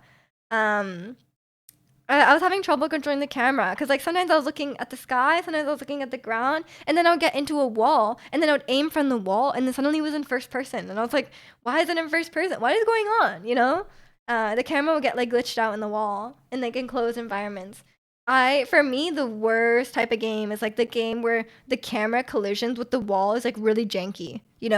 That's the one thing. Like if you've ever played like the Last Guardian, which is like the spiritual successor of Shadow of the Colossus, it is so bad about the camera clipping into the wall. And as someone who was bad at controlling the camera to start off with, I could not play it because like the camera would just be like swinging around. It would get stuck in things. Like it would just be like the camera would just like the wall would be there, so it would just like suddenly zoom in really close, and you have like a really large creature in a small environment, and it's like, oh my god, I could not play it. Love the game, but the camera sucks. Last Guardian, man. I love the Last Guardian protagonist, but yeah, I just watched Jacksepticeye play it as well because I could not play it. He was complaining about the camera too, and he's really good at games, right? He's like a pretty adept gamer, right? Like the camera is terrible. And even in like the reviews of the game, people are like, "Wow, it's such a nice game, but man, does it suck to play." Like firstly, the camera sucks, and secondly, Trico will not listen to you, and it's like that's kind of like the point of him because he's like, oh, he's a wild animal. Wild animals won't always listen to you, but like, man, is it frustrating. Yeah, and the camera is just so much worse because like you play as a little boy and there's like a huge creature, right? And it's like a huge creature whose like head is like basically at the ceiling of these like interior environments. And like the camera cannot handle that, right? Because he's such a big creature, he's basically taking up the whole space. And then like so the camera has no space. So you're always just like looking at like his feathers. Like it's like zoomed in like this close to him, and like that's all you see, right? It's like it's so annoying. I use the Soulsborne curse, but I'm constantly swimming my camera around looking for little treats. I The reason I like Elden Ring is because you can lock the camera during the fight. Cause like if I had to play Elden Ring and move the camera while fighting, I cannot. Like any fight, like for example, like some fights you kind of want to unlock the camera, right? Like let's say like a dragon fight or like stuff like that. You kind of want to unlock the camera, otherwise you can't really see what's going on. I cannot play with unlocked camera. Cause like there's already so much going on in the game that like controlling the camera as well is like really tough. And um I kind of feel like that in Resident Evil as well because there's like so much going on, but I keep not controlling the camera correctly. Like I'll like swing it too far in one direction and then have to adjust, which I know is kind of hard to watch. But like I cannot make the camera just be in like a good place. I don't know. I wish I would just like auto look at where the correct place, or like help at least help. As much as I love the game, the camera really puts a damper. Yeah, the camera's like obnoxiously bad. Like a lot of games have like okay cameras, but like that one is like so bad that it's like really annoying. You're very competent IRL, but in games I can't be quiet. Gotta be jumping, running, rolling, spinning. Oh, I'm the same. I'm always spinning in place when I'm waiting. It's fun. I just do this and Ernie assumes I'm being impatient. It's just fun. I don't know. I'm the same way. I'm the same way. I just like jump in place or like I spin in. You guys see me. I'm always spinning in circles in games. Um, in Borderlands 4, you're just constantly glide pack boosting around while Ernie looks at her inventory. Fair enough. Fair enough. I don't know what that means, but I'm assuming it's just going around. It just sucks that the depth for the game is no longer there, so make more updates to the game, which it still needs. I thought the game can still be running for 60 FPS, but got messed up from the last update. That's annoying, yeah. Honestly, I think, like, the game, in terms of, like, the atmosphere and the story, it's a beautiful game, right? As a piece of art, it's a beautiful game, but to play it is not fun. Like, it is really, like, not, it needs some work there, you know? Especially especially, like, I played that game quite early on in my gaming career, I guess. I was already not really used to the camera, and so it was just, like, a really I just could not do it. As much as I wanted to have my just hang out with my bestie, Trico, I could not do it. Just jumping back and forth and gliding. I mean, fair enough, fair enough. Yeah, the thing, like, for me, um well, obviously, like, Borderlands is first person, so that's already, like I'm not that great with first person games. It probably just takes a long time to get used to it. Um, but for me, it's like there's I don't like looting, and there's so much looting. I'm like, man, there's so much stuff, and I guess that's the appeal for the people who like it. But I'm like, oh my god, there's so much stuff. Like, come on. Um, and welcome in Viola for doing well today. If by some chance, if it gets a re-release and solve the issues the game is having, I'd cry of happiness. I would love that. I would love to finally be able to play it because I felt the same way. Um, I felt the same way in with I know you don't like The Last of Us, but I felt the same way with The Last of Us, right? Because it was like I loved the game as a concept. I loved the story, and I really wanted to experience it for myself. But with the game being how it was, like it wasn't like janky. It was just me having issues with it. Um, so when they finally made a remake that had more quality of life, it had more like help, and then I finally was able to experience it for myself. It's very nice. It's very nice. And I would love the same way. I would love to be able to experience The Last Guardian for myself. You're kind of witty. You loot everything, but I'm not always happy about it. Right, right. I mean, I guess if the game doesn't have as much stuff for you to loot, then you won't feel the desire to loot everything. You'll be forced. You also play with the Xbox controller that has two little paddle buttons on the back and they're not bound to everything, so you just click them when I'm loading screens. Fair enough, fair enough. You gotta be pressing some little buttons. Can you tell me about yourself? Your name is Protagonist and you love games. That's true, that's true. My name is Miju and I love yapping. Let's all do an introduction. Tell me about yourself, Viola. I was just following Protagonist's example. That was my intro. I'm from Canada as well. Baldur's Gate 3 has a good amount of loot, especially because so much of it is fixed. I don't need to loot everything in between. I see, I see. I think there's too much loot in Baldur's Gate.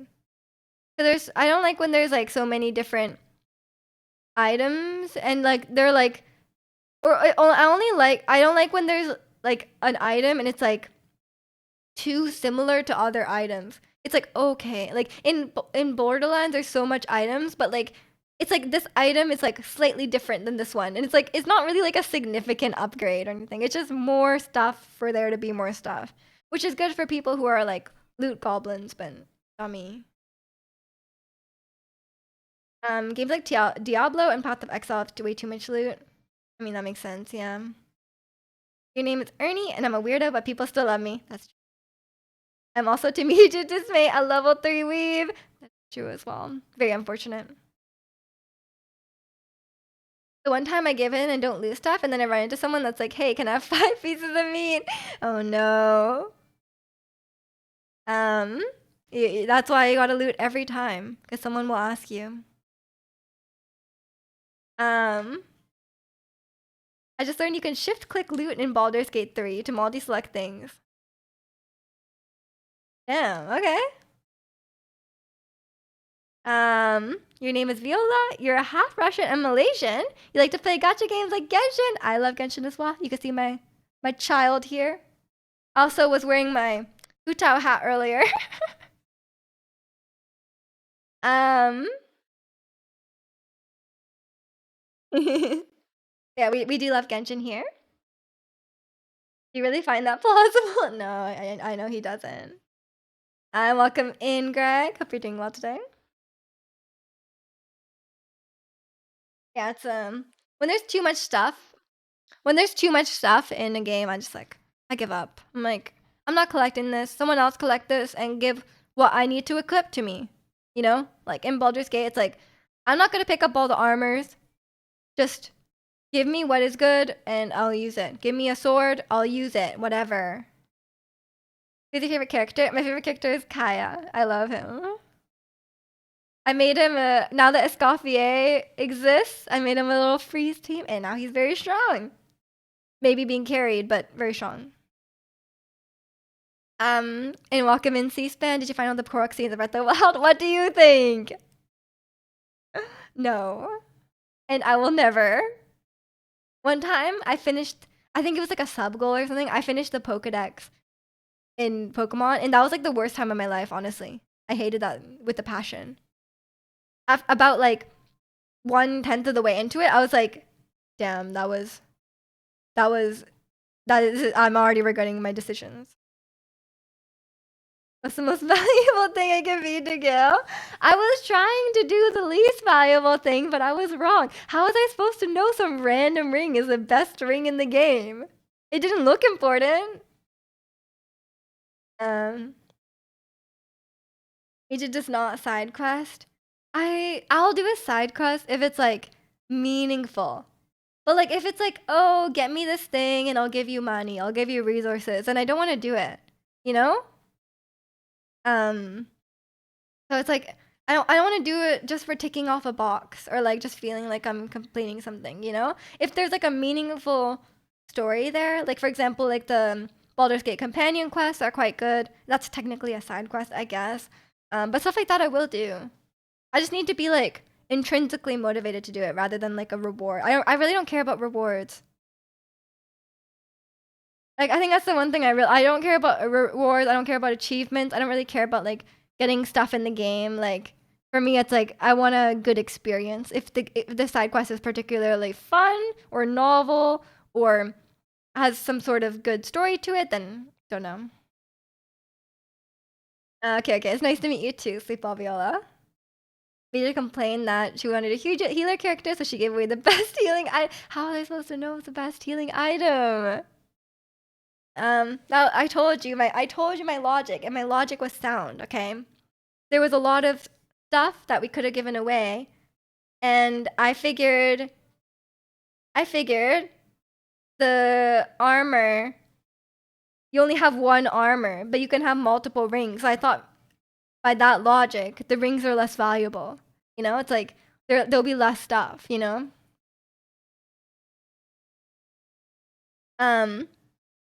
What if the whole game was a side quest until the very end and you didn't know it? And there'd be a damn good side quest, I guess. He healed Gale pretty well. Exactly, he appreciated it. In old Monster Hunter, you had to look around a lot and loot with the whole animation one item at a time. Now, Handler gets stuff free. If you want to grab something yourself, you can grab it from the distance with the hook without going out of your path. Yeah, it's a lot easier. I like games with like an auto pickup system. Because then I'm like, oh, I have all this stuff. I didn't need to pick it up, you know? Or games that just like automatically give you loot. I think that's quite nice.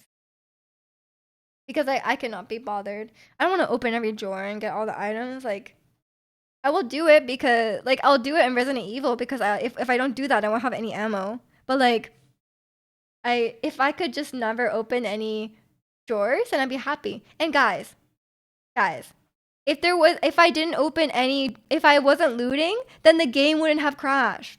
Because I tried to open a dresser and the game crashed. So like the game, I think that's the game telling me, hey, don't don't pick up the stuff from the drawers. You know?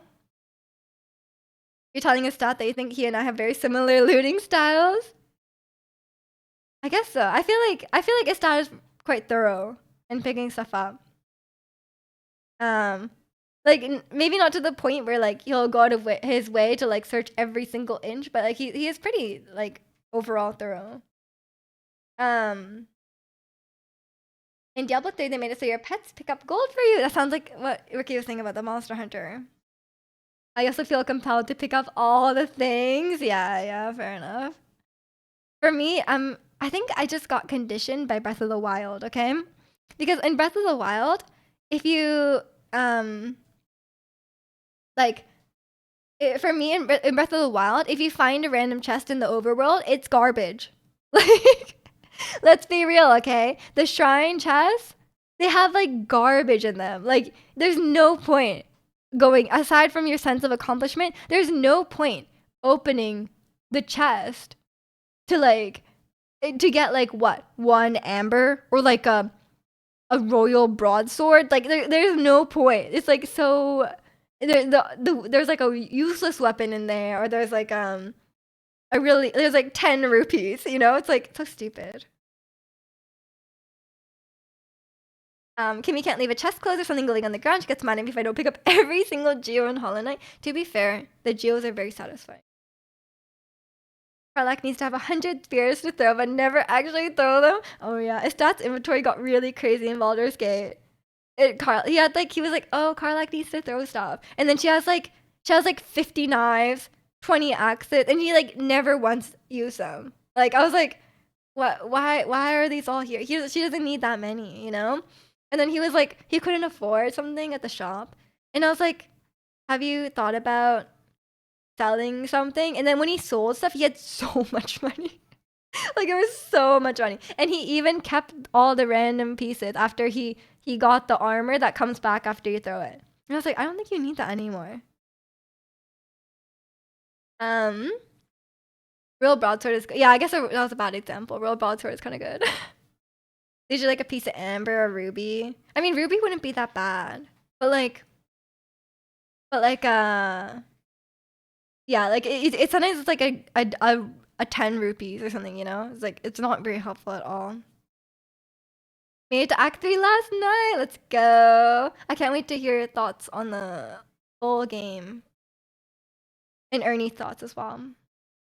I'm very curious what I'm very curious what D&D players think about Baldur's Gate. Like I feel like that'd be a good perspective, because I got a stats review after he finished the game. And he's a fantasy fan as well. He said Baldur's Gate, the main story was very like a very basic fantasy game, like not very not very special in terms of the base, the main story, but the characters are very good, which I agree with. Oh, actor Silks. Oh, okay, sorry. I didn't know that Silk Song had acts like that. We were nowhere near act 3. Okay, I was like, cause Baldur's Gate famously has 3 acts, so I thought that's what you're talking about. What if I respec? No one's gonna use like a basic level knife. Like you'll have better weapons than that. At least the green one. I'll continue that eventually. Yeah, I mean, I'm sure Kovaris has been busy with Silk Song and Borderlands.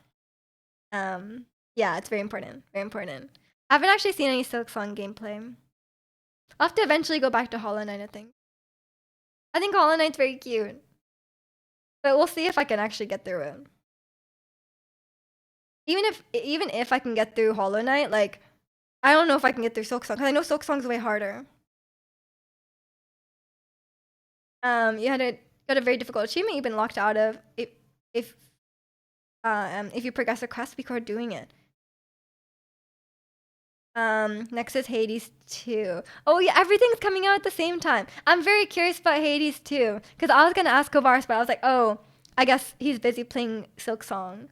So I'm curious if Hades 2 is gonna live up to the hype of Hades 1. Um, Silk Song is definitely harder, but you have so many more tools. But like, what if I suck? I'm still in like the opening sections of Hollow Knight, and for me, I beat False Knight, but the platforming is really hard. Like especially if there's like a really small platform, I can't get on there. But we'll see, we'll see. Yeah, it's basically lunchtime now, so I will leave it here for today. Um, I guess you guys are talking about Silk Song stuff. Yeah, I gotta check it out. I gotta check it out. Maybe I'll check out Kovaris playing it. But I think he'll make it look easier than it really is. But yeah, I will leave it here for today. Um, I'll be streaming on Wednesday with some Genshin. But if you're not into Genshin, because a lot of people are Genshin haters, we'll be continuing Resident Evil on Saturday, and of course, our usual yapping on Sunday. Yeah, I hope you guys have a great rest of your weekend, rest of your day, doing whatever it is you're doing, gaming or touching grass or whatever. um, yeah, thank you guys so much for watching. Join the Discord if you haven't already. Thank you, Gwen, and I'll see you all next time. Bye.